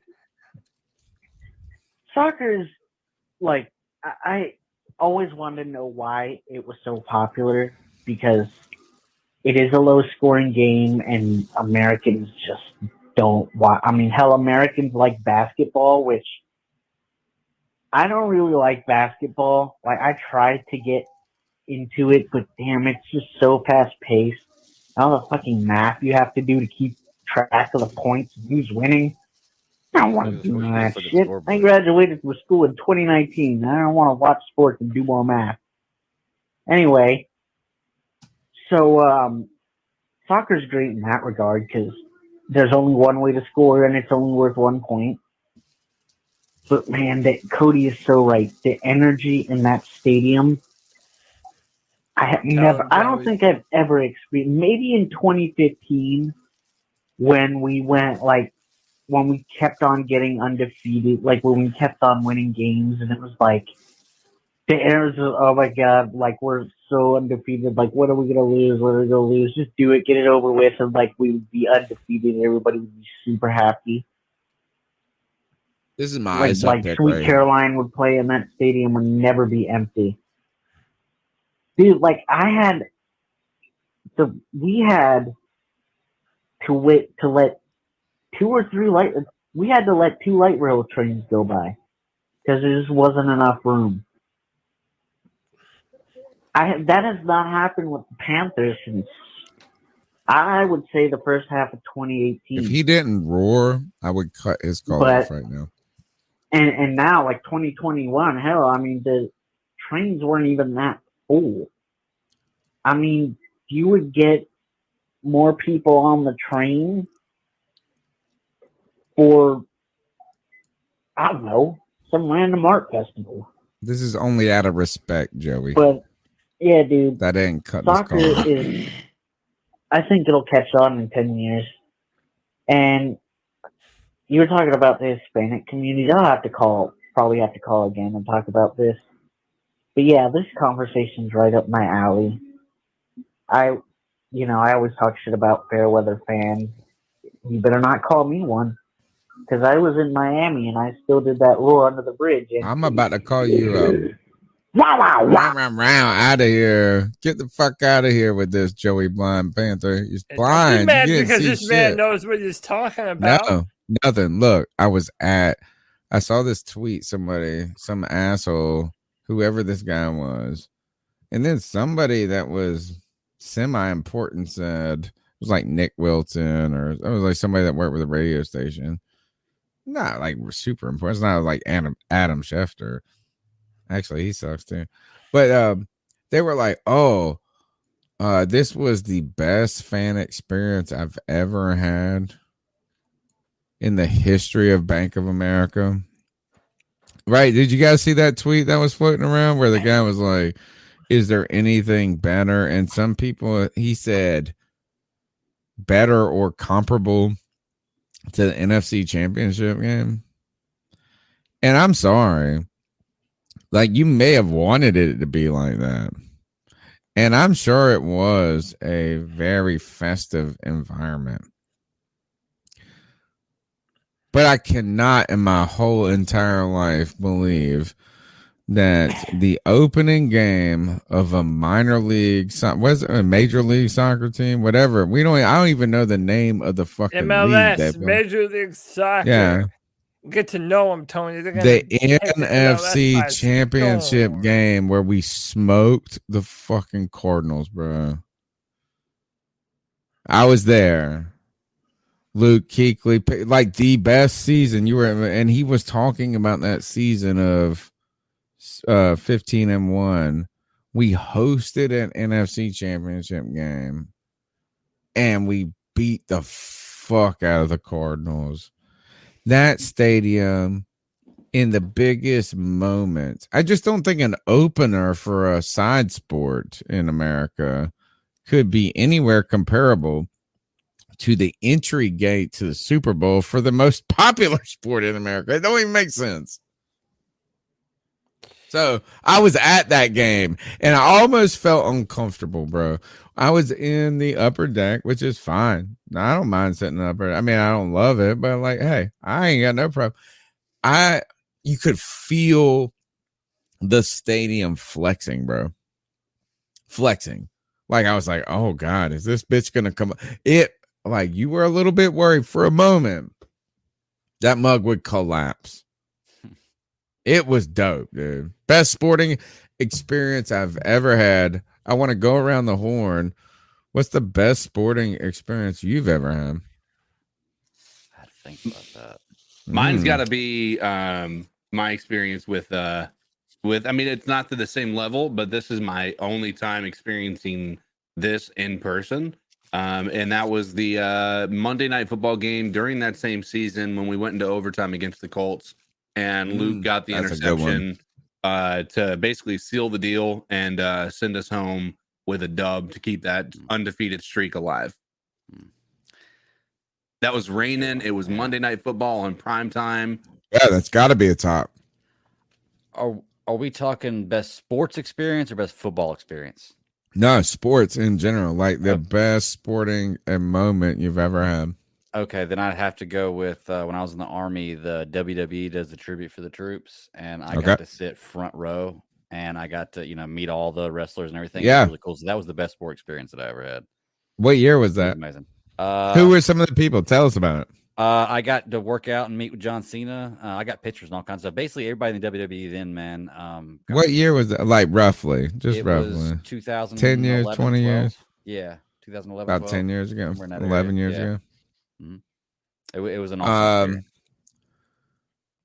experience. Cody, if you got, what's your best sporting attendance? Yeah, so I've been to far more concerts in my life than I actually have a sporting experience. All right. But I will say though that in 2010, the UFC came to Charlotte. I was in college. Is this where you met Joe Rogan? Yeah, this is where I met Joe Rogan. I met Dana White too. Nice. I went to the weigh-ins and I asked Dana White if I could interview him for a project that I was doing in college. So the very next night after the UFC fight was over, I went downtown to Shaq City Bowling. It's a bowling alley in Uptown Charlotte. And I went and got to hang out with Dana White, Joe Rogan. I got to interview him. I did a video that's still on YouTube. I might make that public one day. But yeah, I got to interview Dana White, met Joe Rogan, got to eat a bunch of food. Yeah, it was a damn good time. So like I said, awesome, man. That is an awesome experience. It's look, everybody's we could do best. We're not doing best concerts tonight. We'll do that on another night. That will be one of our debate our takes. But I have a I guess what are they? A notable mention? What do they call it? Notable mention? Yeah. I was at this in 1999 during Hurricane Floyd, right? So Hurricane Floyd fucked up Eastern North Carolina, destroyed Greenville, North Carolina. We're out without power for like 2 weeks here or something. I mean, it was like Katrina type environment a little bit, man. You know what I mean?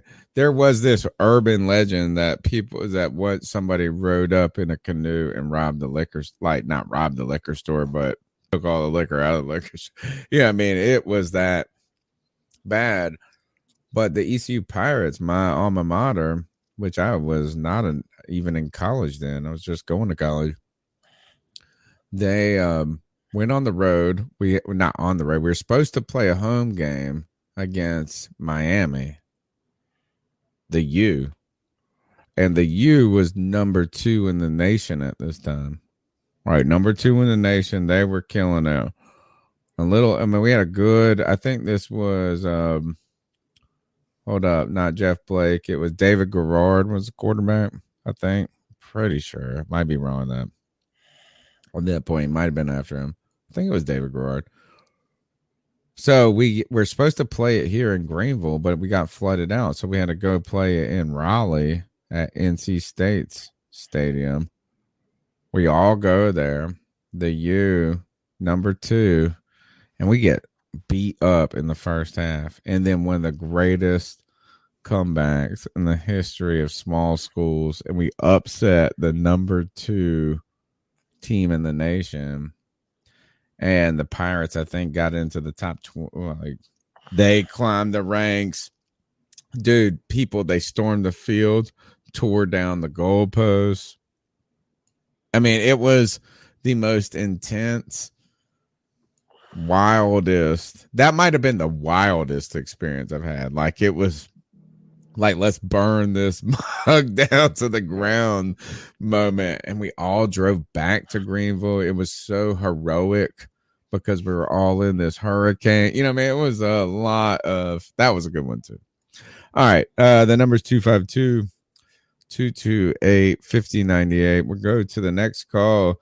And as I play this call, Cody, go ahead and queue up our next topic for after the call.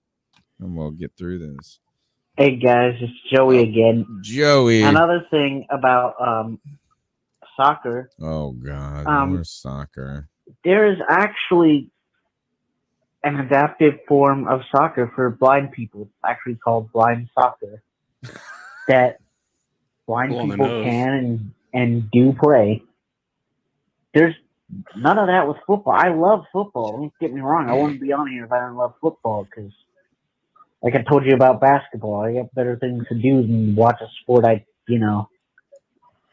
that makes me do a bunch of math problems. What is blind soccer, though? I mean, I have questions. I just, like, what do you do?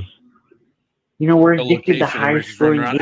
This is another thing that's great about football is like you could have a 9-3 game or a 54-51 game. I remember having both of those games. That 54-51 wasn't hard. Joey, I'm cutting you off in this. I'm not cutting you off. I love you more than anybody. Look, he's already got another call queued up. I already see it. So, like, he's called 3 times. He said, put some respect on that Charlotte FC, bro. No, you know what? I would rather watch the blind soccer game than I would whatever regular soccer is. I will go watch blind people try to play soccer. Dude. Sorry. Come on. What does that mean? What is a adaptation of soccer for blind people? Joey's gonna have a leg up, no matter what, because like he's already got the roar. Like he's like rah, rah, rah, but he's using that as echolocation. He's gonna intimidation know factor. He's gonna use it as echolocation for like the ball. He's gonna know where it's at. He's gonna have a heads up, man. I'm dead, bro. I'm dead. I gotta go watch Blindside. Ooh, and then should you feel like a super voyeur for watching blind soccer? You're watching it. They can't see what they're doing, and we're gonna get canceled. I gotta find this video. Hold on. I'm dead, bro. What is blind soccer? I need to know. I need to see it. And I feel guilty just saying those words. I need to. Oh God. I would like to watch blind soccer. Oh. Bro, I'm all. Now that I will buy the ticket for. Next call. Look, C3. Hi, it's Noah here. Oh, what's up, little Noah? Sorry for ruining you. Get rid of Christian McCaffrey and trade him for a different team for first round pick. Try to get a quarterback. The quarterback that I was talking about earlier, I forgot his name. He's like under investigation or something like that. Try to get him, and then see what we can do with the rest of the money that we have. That to get like a linebacker or a right corner or something like that. And I think that's what we should do, because if Christian McCaffrey is missing that many games, like we shouldn't really have him on our roster.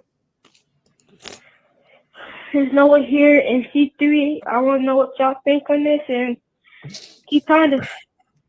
Shout out to Noah, man. Noah's the man. We're gonna jump on this. Tony R. No, I can't stop. All right, stop. Carry me. All right. I'm just to the comments. I can't. All right, keep going. No, I mean, shout out to Noah. I mean, I think we're all talking, about potential trades with Christian McCaffrey, whether or not it's worth it or not. I don't know, man. I told this to Tony earlier. I think if there's ever going to be a time to trade him and get the most amount of value possible, I think now might might be that time. All right, that I will say this is the only the only way I'm gonna field the conversation of trading Christian McCaffrey is on that argument. That's the best one I've heard so far. It's about value now rather than value later. So would having a good player right now truly help you, or are you investing in the future? But here, Cody, you have continued to say on this show for the last couple of weeks, maybe even the last couple of months, is that so don't get me giggling again.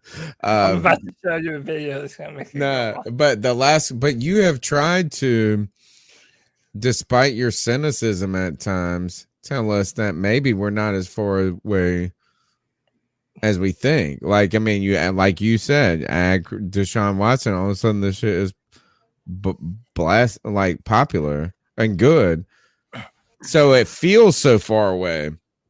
I'm just saying this is that why trade Christian McCaffrey away for a future asset if you're really trying to win now? And they feel like that. True. Hey, I have some breaking news. The Panthers just traded for a guard. This is our new guard. I like him. All right, well, oh, I've seen this shit. Oh, this is good. All right, let's. This youngster has proven those people wrong. On the What the fuck is going on? Dude, I'm gonna go to hell when I die. Skip that, I can't.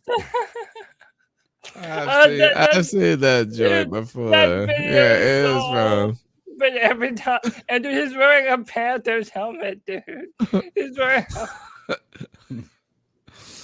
I mean, I don't know what to say. Joey, I love you, blind ass, dude. You're fucking. We like you. We like all of it. Have y'all ever seen the movie Everything Must Go? No. It's a Will Smith movie. It's not Will Smith. Will Sorry, Ferrell. Will Ferrell Wilson. movie. Oh. Yeah. One of his non-comedic roles. Kind of. I feel kind of that's where the Panthers are right now. Doesn't it feel like we're just kind of sitting in the front yard and everything's in the front yard and we're just like, take it. Like, take whatever you want. People are just kind of coming through and picking what they want with Carolina right now. Like, it's what it feels like for me. I don't know why that movie comes to mind when I think about Carolina, especially with that article of everybody but Brian Burns is for sale. It's like, well, not for sale. And by the way, just for anyone in the chat room who thought that was too much, I'm disabled. I'm allowed to make disabled jokes and laugh at other funny disabled jokes.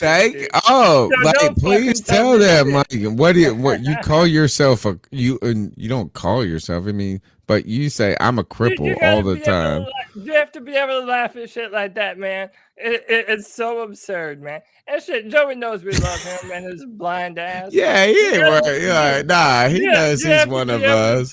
He knows he's one of us. Don't worry, we ain't that worried. Look, is that if we get canceled, I would love this. Is that if this show got canceled from YouTube, it would mean somebody gave a shit. Right. We've been begging for 3,000 subscribers. Don't worry, we ain't getting canceled. We can say whatever the fuck we want.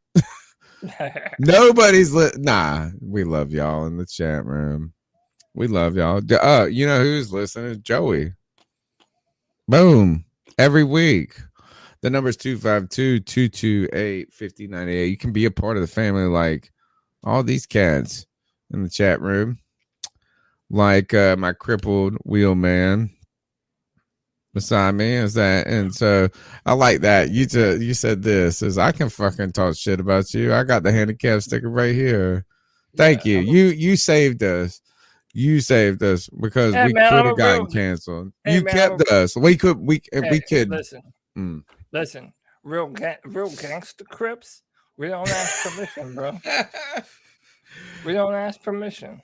True that. And instead of crip walking, I'm crip rolling. Oh, homie. You got good jokes. All right, let's go to the next call. Numbers 252-228-5098. Yo, guys, what up? It's me, Connor, back here with my second ever call-in. What's up, Connor? I just got a question for you guys. What would you think about this being kind of a little preview for our off season? We re-signed Cam Newton we signed from Armstead out of free agency.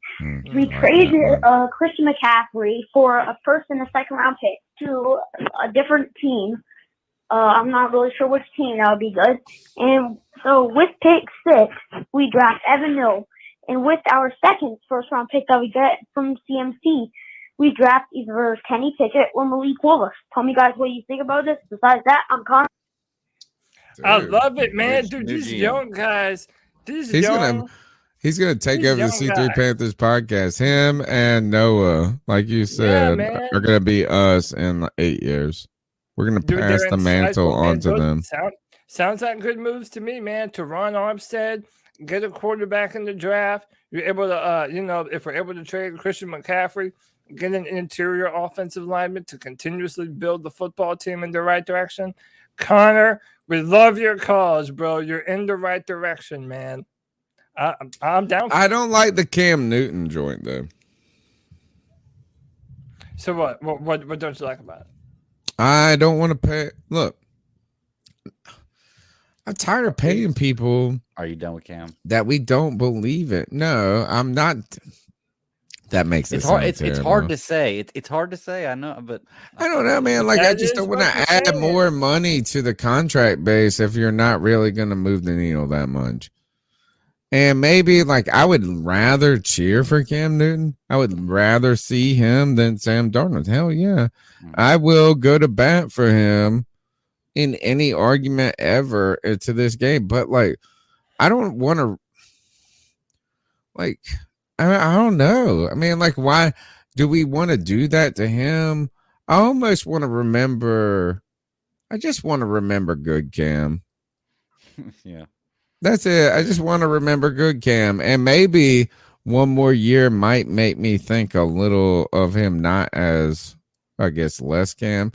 But I just want to, I think of Cam Newton like I think of like the first, man, you guys are always like, you always making sexual jokes.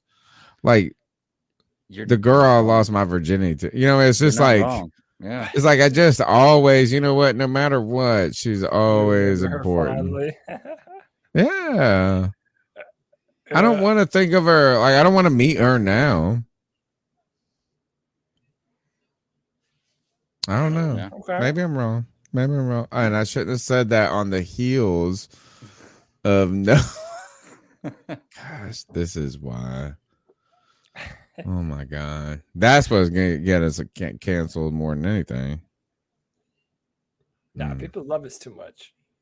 Not Noah's mom, or she hates me. I'm sorry, and I don't mean it like a rude way. I mean like we need to be better examples to the kids.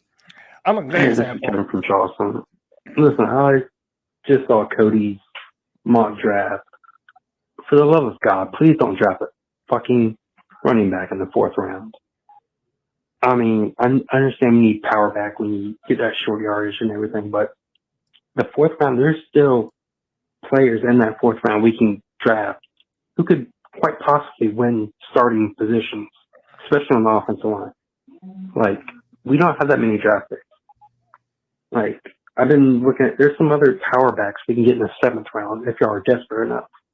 I'd rather sign a free agent running back for a cheap deal who's going to be that power utility guy. Because that's what you're going to do. You're spending a 4th rounder on a utility player to come in every once in a while. The dude from Alabama, I can't remember his name. But Brian for the love Robinson of God, throwing shots running back in the 4th. I've seen offensive linemen there. I've seen safety. I've seen, everything. Like literally, you can linebackers. I've seen all these guys who I look at our roster, I look at them, and yeah, they can start. And that's what we need. We have too many holes. No running backs. Unless it's like the last pick and we have traded backs so many times to get some extra picks. Like none. Free agent. Get Marlon Mack. Anybody. I don't give a shit. No running backs in this draft. Peace. I literally think that he's talking about one mock draft I did and just put up on Twitter, just like, yeah, fuck it, here's this. I mean, never look, my I didn't know there was so much running back angst in this draft, but I tell you this, I agree. I don't want no more Jordan Scarletts, and they ain't helped our team. Well, what do you do for us? You want a Cameron Arts Payne, right? Hell yeah, dude. If we're gonna be moving on from Christian McCaffrey, then why not spend it on a serviceable 4th round running back that can do it all? We got Chuba Hubbard, the greatest fucking bum ever. Yeah, who you can't stop complaining about. So why? You're ready to over? All right. Why would we not upgrade that position? I mean, listen, at this point, once you're down to rounds like 4, 5, 6, and 7, towards that end, I'm okay with taking the positions that you don't value incredibly high. So the tight ends, the running backs, yeah, that's when you can do that, man. That's when I mean, it is late, but the problem is who gives a F right now? Like, we're in such a bad spot. A running back in the 4th ain't helping us. No. I don't know. I mean, like, I would have loved for Jordan Scarlett to change our team. I would have loved for, let me think this, Cameron Artis Payne was another one. He was a 5th, maybe around there. We've done this a few times. I like it. You know what I mean? Like, yeah, it sounds cool to do that, but guess what? We ain't had shit, man. The Chuba, man, I'm tired of this. I don't give a CK. Tell them we don't care about none of this until what is fixed. The offensive line, dude. That's it. Like, I would rather pick a guard from a small school in the 4th round that has the opportunity of maybe contributing to this offensive line than my favorite player ever, Cameron Artis Payne. That's my dude. You and your band of broken toys. Cameron Artis Payne. You want to download another Busta. I said download a draft. A bust, like, you know what I'm saying? Like, he wouldn't even be cool. I wouldn't draft Busters. I'd draft some gangsters. No, you would not, man. You've already as it needs to be. Whatever. All right, next call. Podcast brothers, how y'all doing? It's G Cavassier. Hey, man. Y'all probably already talked about it, but did you see the damn news, man? Wow, Russell Wilson went to Denver, man. Man, oh man. They gave up a daggone farm to get that boy, man. Was it 2 firsts and 2 second rounders and shit like that? So all the hope of Russell Wilson, coming back to North Carolina, he went to NC State and he transferred to Wisconsin. You know what I'm saying? All that shit's out the damn box, man. And my question to you guys is, do you think we should do something like that for a player we really want, to give up 2 first rounders, 2 second rounders, and some players to get 1 person? They sold a farm for that motherfucker, man. And that makes me think, man, like when we played Denver in the damn Super Bowl 50, you remember all them daggone players that got free agency, man? I don't know why Tepper doesn't see this shit. I really don't, man. But give me your thoughts on that. What would y'all do after seeing this? Keep pounding. There's nobody out there I'm trading that for. Not in the position we're in right now. What? I'd make this trade all day. Cody has brought me into this fold. So hold on. I'm on the back of your chair, man. Who would you trade to? Who lost this? Who got better? Who got better today? Oh, Denver got way better today. That's what the point is. But that you can talk about all of these potential assets down the road. It's like kind of buying cryptocurrency early. Like, yeah, it might be great. But I'm telling you this, is that the Seattle Seahawks got worse. I don't care what you give them. How many draft picks? The quarterback. I'm on the back of your chair, Cody Lashney. Riding, bro. You taught me this. You taught me this right away. You are the one that taught me this. Yeah, if you don't have a franchise quarterback, you don't have a chance. And especially when you look at the way the NFL is trending. You look at the playoffs last year.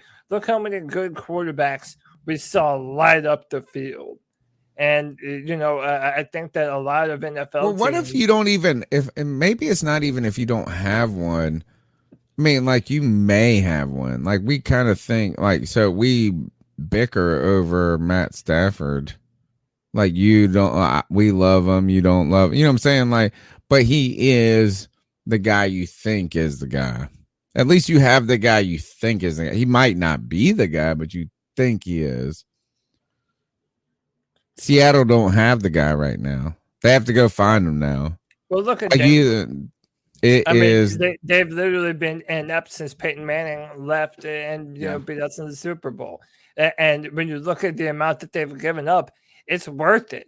Like, what would you rather be in perpetual, 5-11, 5-10 hell like the Panthers have been in every year in and out?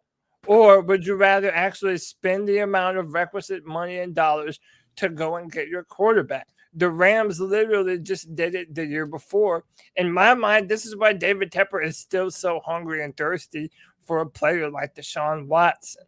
Whether people like that or not, it means that, if you have a franchise quarterback, it changes the trajectory of your football team.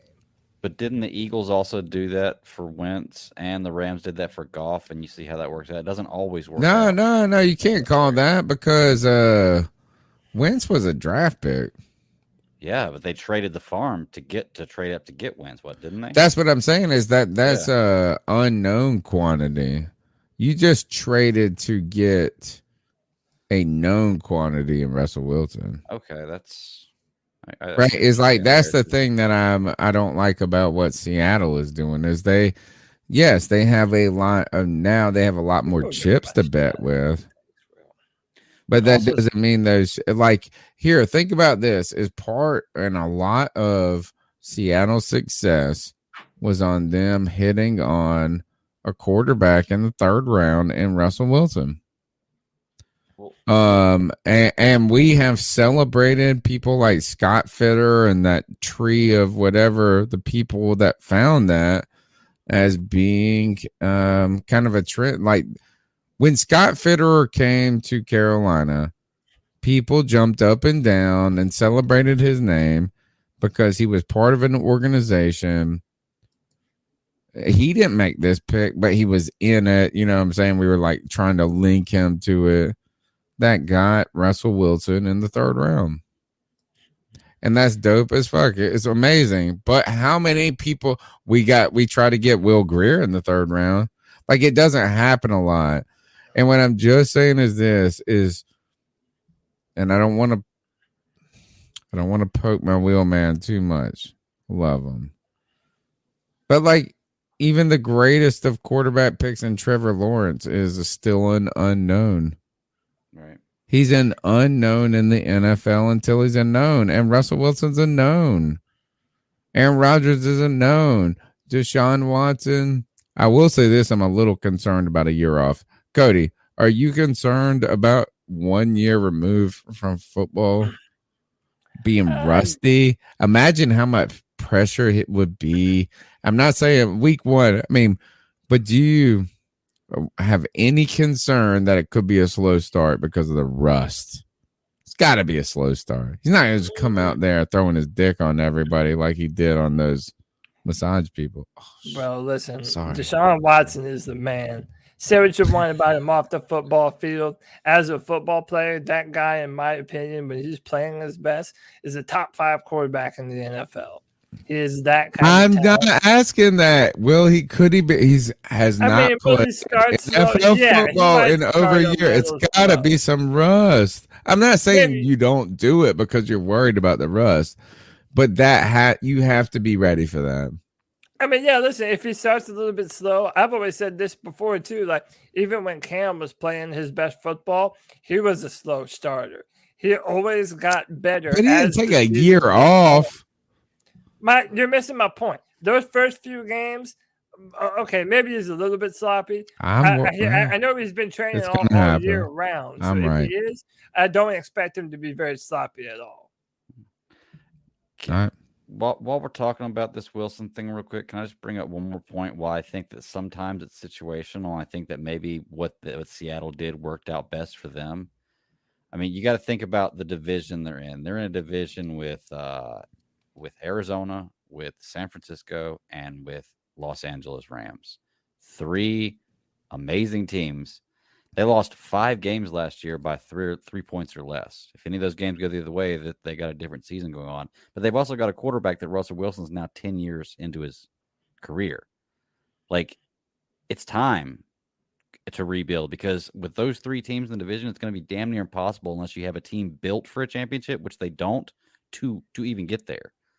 Like, for the next few years, that's going to be the toughest division of football. Like, hands down. So if you don't have a championship-ready team, which they didn't with Russell Wilson, then it's time to start working on building one. And that's why I think it was a good move for them. Next call. Podcast brothers, how y'all doing? G Cavassier. Hey, man. Hey, guys. Joey again. And I want to talk about this Rock Hill thing now. David Tepper. He's right there. It doesn't surprise me. I think David Tepper is because... But... Cody, if this is true, somebody might be about a year late and many $1 million short. Not just a day late and $1 short. So I wonder what you got to say about that. And also, David Tepper is a seedy motherfucker. I just have to put that like out a pro. He's seedy as hell. He's a pro All move, billionaires Joey. are to some extent. There's no getting around it. But, yeah. You got seedy people involved. Seedy shit's going to happen. I think it'll get built sometime. We might have another year at Wofford or in the bubble, which is good because I'd like to take a trip out to Wofford for a weekend and go to training camp, even though it's hot as the devil's. You know, it's hotter than the devil's deep fried nuts. But anyway, whatever. I'll just deal with it. But yeah, that's my thoughts on the whole Rock Hill thing. All and right. Ian Thomas, I didn't know he caught passes. So how the hell did he get a contract? Anyway, guys. Wow. How does he get the timing right every time? I wonder if he must have a countdown timer. He has a mental clock in his head. I know. It's awesome. I mean, like every time. Perfect. Wow. Next call. What it do, boys? Hey, I'm back like cooked crack. It's sticky. Yeah, it's your boy Mike. Hey, my man. What's up, bro? Good. It's good to be back, boys. I've been taking care of business, at home, just like we all are, but I've just been kind of distancing myself from, this crap shat we got going on right now. And oh man, it's okay. We just got to be patient. We got 5 more years to go, right? It's the Rock, Hoba. So let's just be patient. Honestly, at this point, if Deshaun clears, I'd love to have Deshaun. It's just we'd have to give up so much, and at this point, I just say, yo, Matt Rule, you made this motherfucking bed, all right? You're gonna ride it out with Sam Darnold. You're gonna build for the future, okay, that you may or most likely may not be a part of. And, we're going to get the ship right back on the sail, get it sailing again. All right. Fuck all that shit. I don't want no quarterback. Okay, unless you trade back. That's our only option right now. We got to trade back. Yeah, we can get picks by trading players, but still need to try to trade back, get more picks, because our team is shot. We need help bad, and hopefully we can have some light shed on us in free agency. Okay, that'd be awesome. Hey, here's a fun little stat. How about this? Matt Rule is 10-23 since he begun. All right. Christian McCaffrey has played 23 out of 33 games since Matt Rule started. So, excuse me, he's missed 23 out of 33 games. Yep. And he's only played 10. 10-23. Magic number. What's 23 divided by 10? 7. Because it's going to take 7 years, and that's Matt Rule logic. That's Matt Rule math. Shit. Okay? Panther pride till I die. Oh, shit. Supreme Leader dropping bombs at the end right there. Bro, follow the numbers. That's what they say, right? That's what they say. I believe in you. Oh, no. Like, I don't know how to think about when it comes to Tepper and this manager, like him picking the team and all that. I feel like we're in a lame duck season. I truly believe that. I just, unless we go and really imagine this, imagine betting the future, like crazy future. Like, all right, so, I am critical of Seattle for trading away Russell Wilson. Greg sitting down there knows that there's some value maybe that you're going to accumulate in doing it, right? So like he's like sitting here looking at the value long term. But you have to think if you trade for Russell Wilson in Denver, you actually got to think you have a competent organization. Here's on top of that, which is interesting, they have a brand new head coach, which is kind of, at least that's cool. At least they believe in them. But do you believe in Matt Rule that much to trade all of this to go get that? And this is what I'm saying here is, like, I feel like Matt Rule is one of our children who just became old enough maybe to go drive the car or stay on their own by themselves. They had shown their maturity a couple of times. And then they fucking burned down the house. And that's what Matt Rule did. Like, I'm not ready to leave Matt Rule with my children. And I'm not ready to trade all of this and then Matt Rule be the steward of them. That's my problem. But if we made this trade, he's going to survive past Matt Rule. He will, but he will be drugged down by Matt Rule. Like, you're actually, it's like you need to just fire Matt Rule then.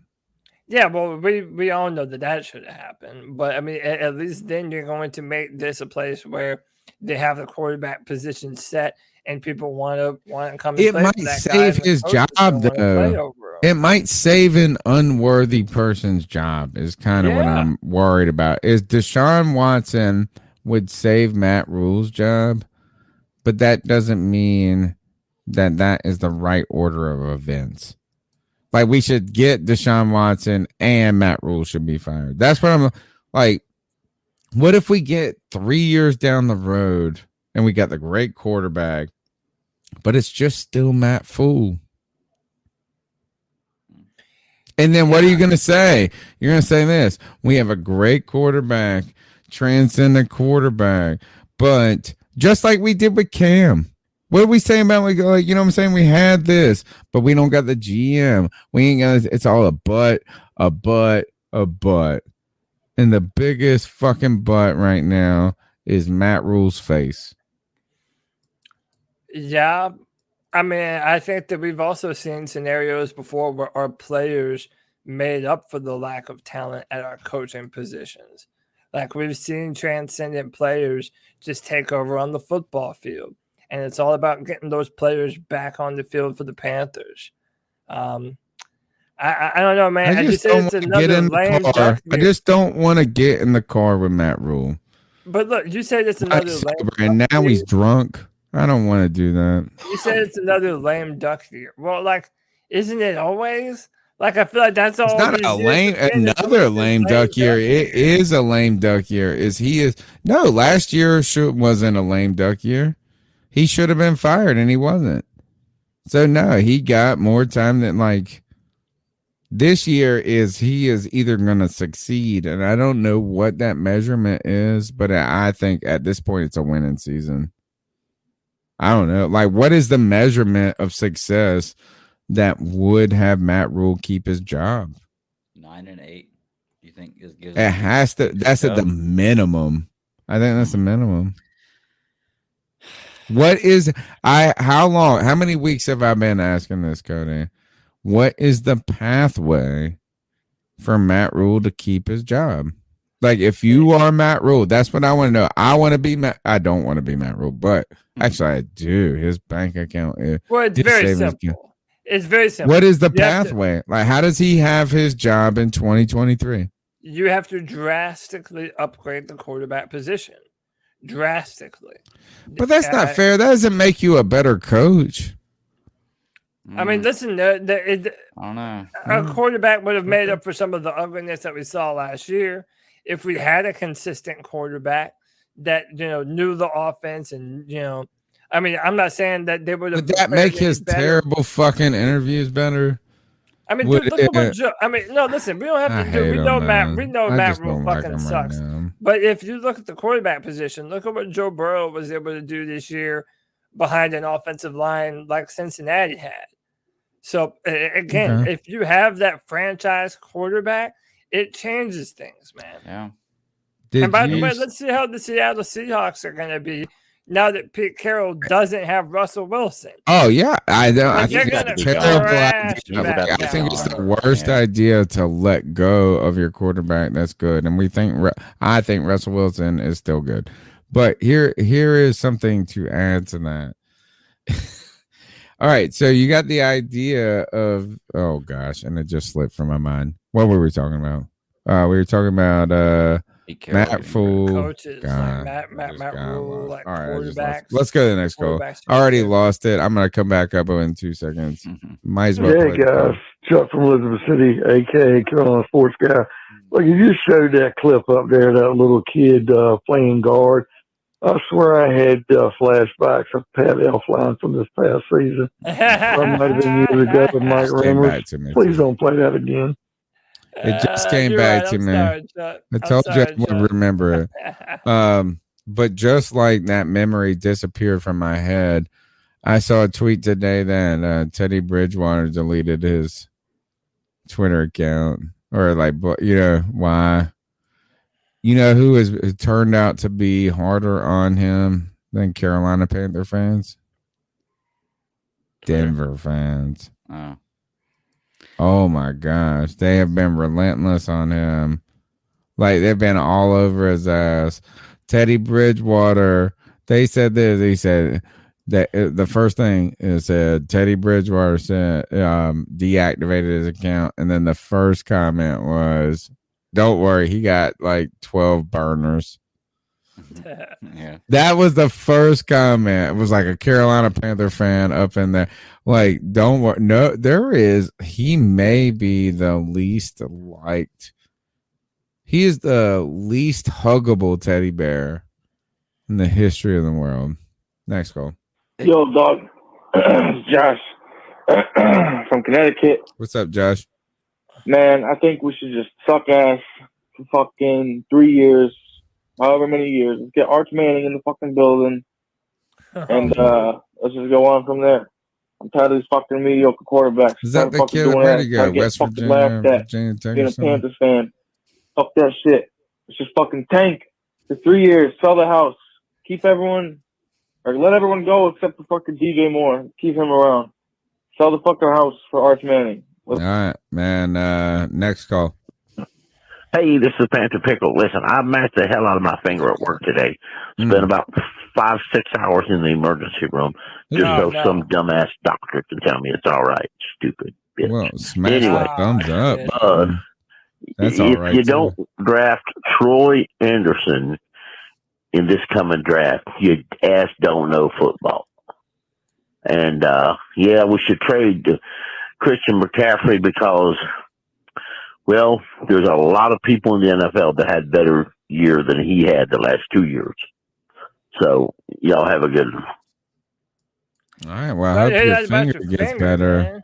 Yeah. Hope your thumb gets better as you smash the thumbs up button on this show.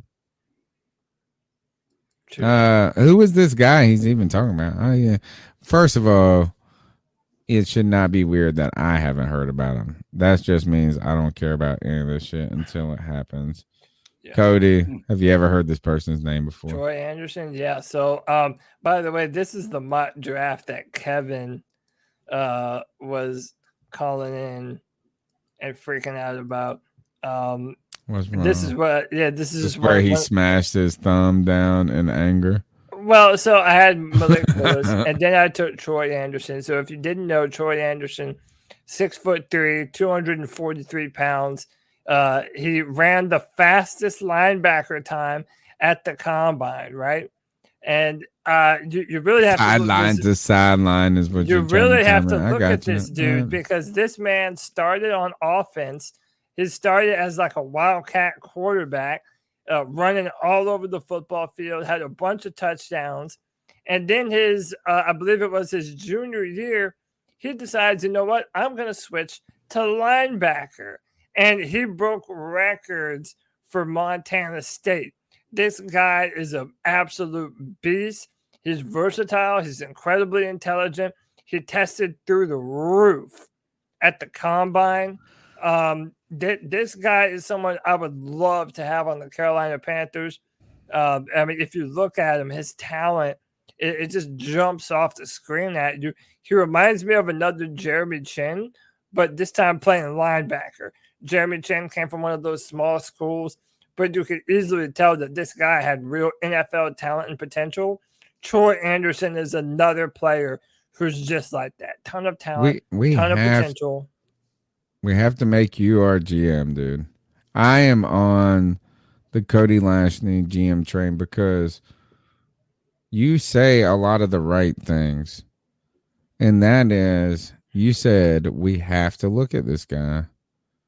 That's it. Yeah. Like, it's not that we have to draft him. It's not like we have to. I like this idea that you have said in here is this. I'm pivoting it to another thing you say is you look at each draft class individually. Yeah. And what you're saying is, and what I love about this is that this is what gets you a Luke Kuechly pick. And this is why I kind of like the Marty Hurney a little bit. You know what I'm saying? Is like the year that Luke Kuechly was picked, Maurice Claiborne was a corner. And he actually turned out to be an okay corner, but he was picked like number 7. I remember Joey wanted him, and I got on that Maurice Claiborne kick. He got the worst Wonderlic score ever, but we're like, oh no, we still love him. We still love him. And Dallas picked him right before us. You know, not like the pick before, but that was the guy we were eyeing. He didn't slip, and we went with Luke Kuechly. It was like the best thing ever. And we were like, oh, no, we got John Beeson. We got Thomas Davis. We don't need this. I love the idea. We at least have to take a look at them. That's it. Yeah. Just don't rule it out of your ethos of drafting. Love that. Because, to be honest, like you can't. That's the whole thing is you got to hit on a player.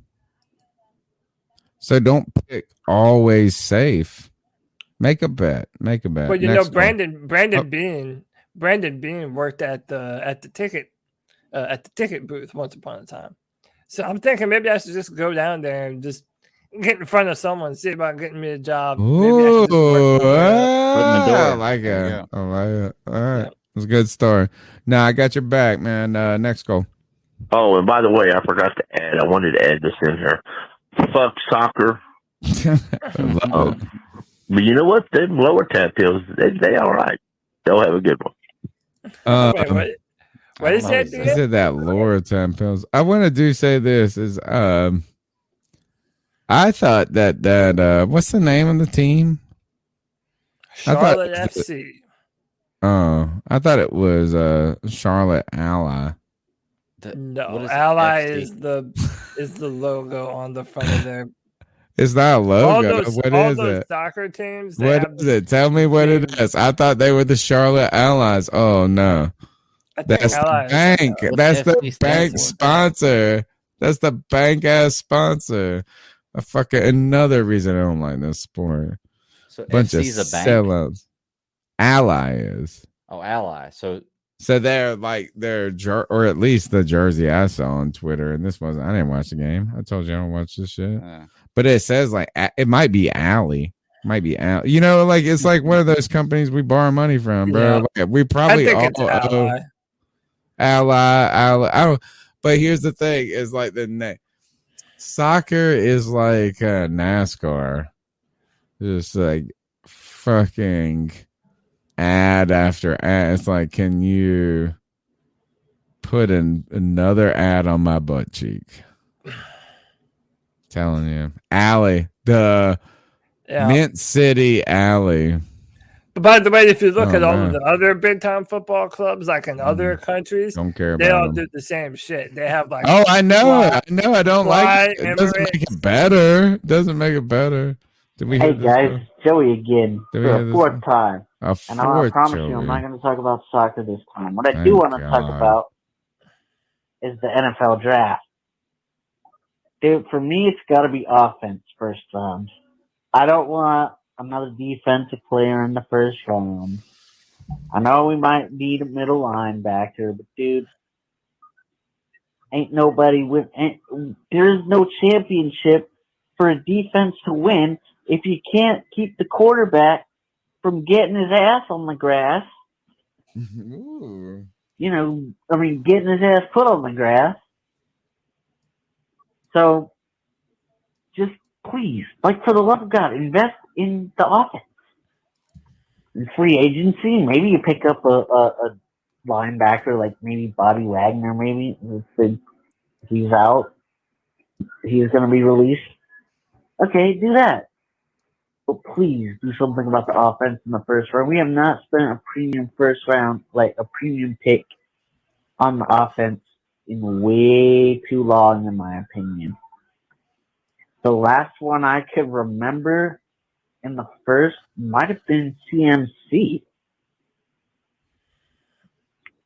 I don't know. I think I have a feeling there was someone after CMC, but I don't know. The last one I remember was CMC. You guys could correct me on that if you make it through this end of the call, Tony. Anyway, guys. Wow. I almost cut it off right when he said that. Funny. All right. Cody, do we got any last topics to talk about tonight before we ice people up? Did we cover everything? Man. We did Russell Wilson. We did Aaron Rodgers and his ridiculous bonus. We didn't really do that. Actually, we did in the beginning. Restructuring, Panthers freeing up some move. I mean, we kind of talked about it. Like, have we missed anything? We talked about Rock Hill. Is there anything? No, I think we're Christian McCaffrey. All right. All right, what you got? Yeah, so I'm just gonna go ahead and just jump out here first. I hope it's the Arizona Cardinals. Somebody gotta ice them fools up. Yeah, but I'll let you do it then. So Calvin Ridley suspended for a year by the NFL for making bets and betting on NFL games, including Falcons games. Now, apparently, they bet on him. Apparently, he bet on the Falcons to win. So maybe it's not. I don't think he was an actor. I think he wasn't playing then either.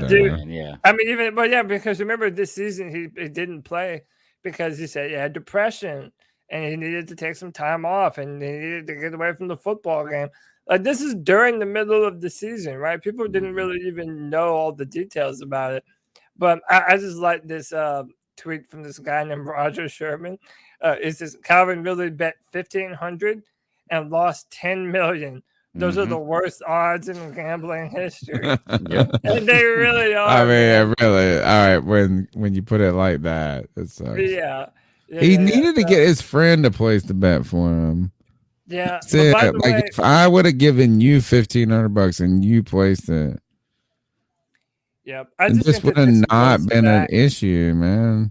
But isn't that illegal too? Like, can't you? That is illegal. It's like It insider is trading, illegal, but the sports book doesn't it's report way easier you. to not get caught, is what Tony's saying, right? Yeah, like, I mean, like, the sports way- book actually reported him, is what someone told me. 'Cause he Like, did the it under his book that name. he placed it with was like, sorry, I have to tell the NFL you did this. Well, and He by was the like, way, wait a Calvin second, really, I'm depressed. well, Calvin really maintains he bet 1,500 total, and he doesn't have a gambling problem. I mean, you don't have a gambling problem. What And he yeah, I'm has not, is a you know, financial problem, bro. Hey, but can we all say this? It's not a gambling problem. It's a financial problem. Going back to that, that 2017 draft, 2017, 2018, whenever they were both drafted, I think we all know now that DJ Moore was clearly the better of the two picks between DJ Moore and Calvin. DJ Moore had a higher upside. I love this. Is I feel like we just learned the difference between polish. Like I didn't even know this. Karen Choi put in the chat. Apparently, his name on betting sites. Oh, shut up! No way. Karen, is that real? That's a joke. That's gotta be a joke. That's like a good joke. That's a great. If that's real, I would absolutely die laughing. Could you imagine some shit more dumb? Oh my god, I'm dead, bro. But that's I can't even recover. I was about to Google. I was just looking up this tweet. All right. Who else got something? He took I mine. had mine. All right, you don't got one? I was gonna give you the. All right. I don't want to give that any media, any air. I know what you're talking about. You said which one? The one you sent me in the DM. Oh, I don't even remember which one was it? Oh no, did I send something rude? No. You sent me a guy commenting on the Batman, making some really racist comments about actors because of the.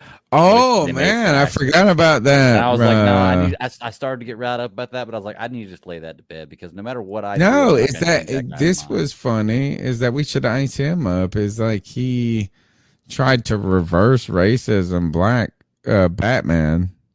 And say it was black man. That's basically what he tried to call this Batman is black man. It was too black. And it just was like, no, not at all. Like, sorry. Like, I mean, it was so we don't need to ice him up. You got anything better? Like anything worse than him? No. Did you see the Rock Hill? All right, so it's not ice up. It's like this is actually a satire. I sent you some guy. His name on Twitter is Adam_O Daniel, and he put breaking. Rock Hill mayor confirms no more payments to the Panthers. It says, quote, Rock Hill's identity is championship football, the mayor said. Continue quote. I told that billionaire with his hand out that losing might be acceptable in Charlotte, but not in Football City, USA. No playoffs, no payments. It's the best form of satire ever. Is that Rock Hill has canceled construction and there are payments to this billionaire with his hand out because the Panthers suck a D. See, one more ice up is Saw this story. It said Courtney Cox admits she doesn't remember being on Friends. Yeah. Hold up. I read this story. I thought it was going to be about her just being a drug stupor or something. You know what I'm saying? Like, I was like, oh my God. So there's this story that goes around that. Have you ever, Stephen King, there's this movie called Maximum Overdrive. It's got, who's Charlie Sheen's brother? Emilio Estevez in it. Yeah. And it's about like, basically electronics, like the toaster comes alive and tries to kill people, like electronic machines, cars start themselves and they're all trying to kill each other, kill people. It's like a fucking awful movie.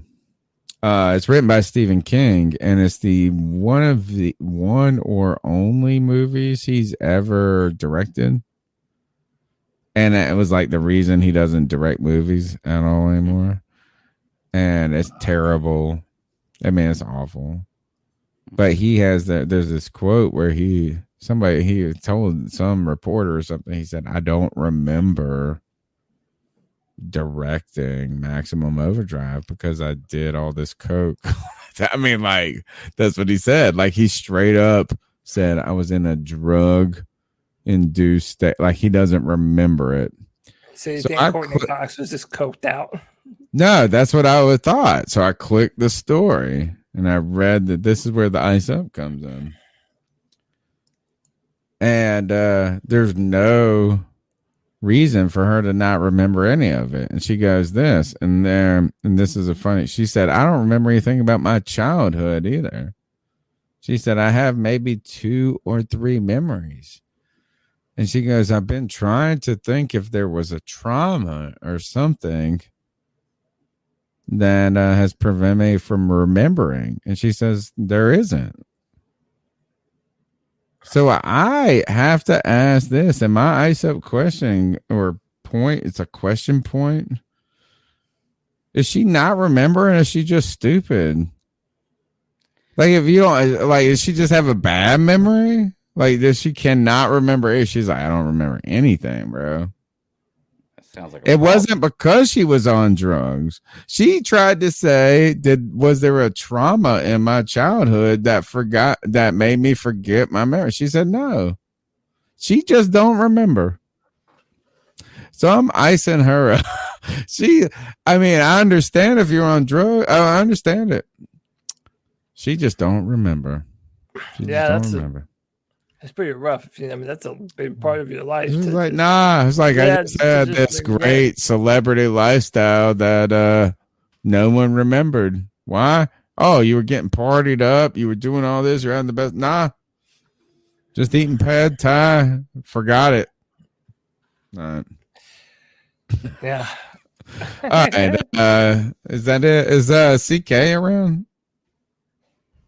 No, he done. All right. Is that it? We got. Please, can we quit the show? Yeah, man. I think we're good, man. Anything else? I mean, did we? Quick around the horn. Not quick around the horn. Who's seen the Batman? So I'm going to see it in a few days. I probably around the end of the weekend. So. All right. Greg, you saw it, right? Oh yeah, I saw it last Tuesday. So that's why I missed the show. I'm surprised you haven't seen it more than once. I've wanted to. I'm actually have tomorrow off. You can only see it once. I mean, we're still watching it. It's long. Greg will find a way, dude. His name is literally the Bat Daddy. There you go. I'm actually off tomorrow. I was thinking about going tomorrow. So I don't want to overly influence anybody's position. So this is no spoiler. There's no review. Slight review. I like the guy. I like the guy that P's sitting down. What's his name? Robert Pattinson. I tried to tell y'all that he would be good. I mean, he did a good job. The whole movie, you know what? I would say they set a different tone than we're used to with movies. I like that. Like, it was kind of like they did something a little different. Look, if I did a non-spoilers review and a spoilers review. And on the spoilers review on Friday, my co-host Ross, he described it perfectly. If you like the Nolan trilogy and you think the Nolan trilogy was tactical Batman, this is practical Batman. You know? Okay. Oh man. All right. So Cody, we're gonna circle back when you've watched it. Greg, I'm gonna talk to you a lot about that. It was the most arguably the realistic. Like it almost could happen. Yeah. It is the least sensational version of whatever. So anyway, I love you guys. The number is 252-228-5098. That's 252-228-5098. You can be a part of the longest running Panthers podcast. We're here live Tuesday nights. Cody last night jumps up here on Friday nights. I get up in here too when my life is not falling apart. But it's usually crumbling like the Carolina Panthers are crumbling. Ugh. Jeez. But if you want to be uplifted, you can check out the Super Civil Servants podcast the same night, right, Greg? Yeah. What do you guys do? We just talk about movies, television shows, comic books. I got a guest coming on this week, the creator of a comic. We're talking about Picard season 2 and then Batman after week 1. Oh yeah, and then the Boys animated show. I don't know if y'all watched, check that out, but it's a bunch of little shorts. Just check that out if you like the show. Is that the one on Amazon Prime? Yeah. Is it good? I actually have only watched a little bit of the first episode. I'm gonna go binge the rest of it now because I'm off tomorrow. But you know, Anthony Starr, the guy who's the Homelander in The Boys, just got arrested for a year in Spain for assault charges. Ooh, like he's in prison. That was which guy? I'm sure he'll get out of it. The guy who plays Homelander in The Boys, the fucking blonde dude, like he just got arrested in Spain. Yeah, perfect. All right, check out the Super Civil Servants podcast. Cody Lashney, my co-host, my wheelman. Thank you for joining me. How can they find all the wonderful things you do? Yeah, find me on Twitter at Cody Lack, CODYLAC. All my written content is on drafttech.com. We have a brand new mock draft coming out tomorrow, so check that out and check what I have for you on Draft Tech. And then every Friday at 7 p.m., we're going to do the Friday free-for-all. That's where you can join the show, man. I want to continue to meet Panther fandom, C3 family. Come and be a part of the show. You can join the show. I always post the link to the StreamYard. So anyone that wants to come in and join and be a part of the conversation, you are more than welcome to do that. And then we're going to do more of these film rooms. I promise. Tony, I want to try and knock out like 2 of them this week. I've got some ideas for some modifications. We'll talk about them after the show or whenever we talk about it. And what else? I was going to say something else. Oh, go Charlotte FC. Oh my goodness. I will finish this show by saying we love y'all folks. Come and listen to this show and think about blind people playing soccer. Because you can hear that as these guys try to talk about football. I feel like a blind person playing soccer as I talk about the Carolina Panthers. Oh, I love you guys. Joey, the blind Panther, love you. Love all the people in the chat. 10 Tizzy, you know y'all's names out there. My man shouted you out before, but y'all are friends, man. Look, literally, we have had a tremendous show tonight. Over 100 people viewing at one point. And we were talking about kind of just off news. Love it, guys. A lot of stuff coming up. We'll see you next Tuesday.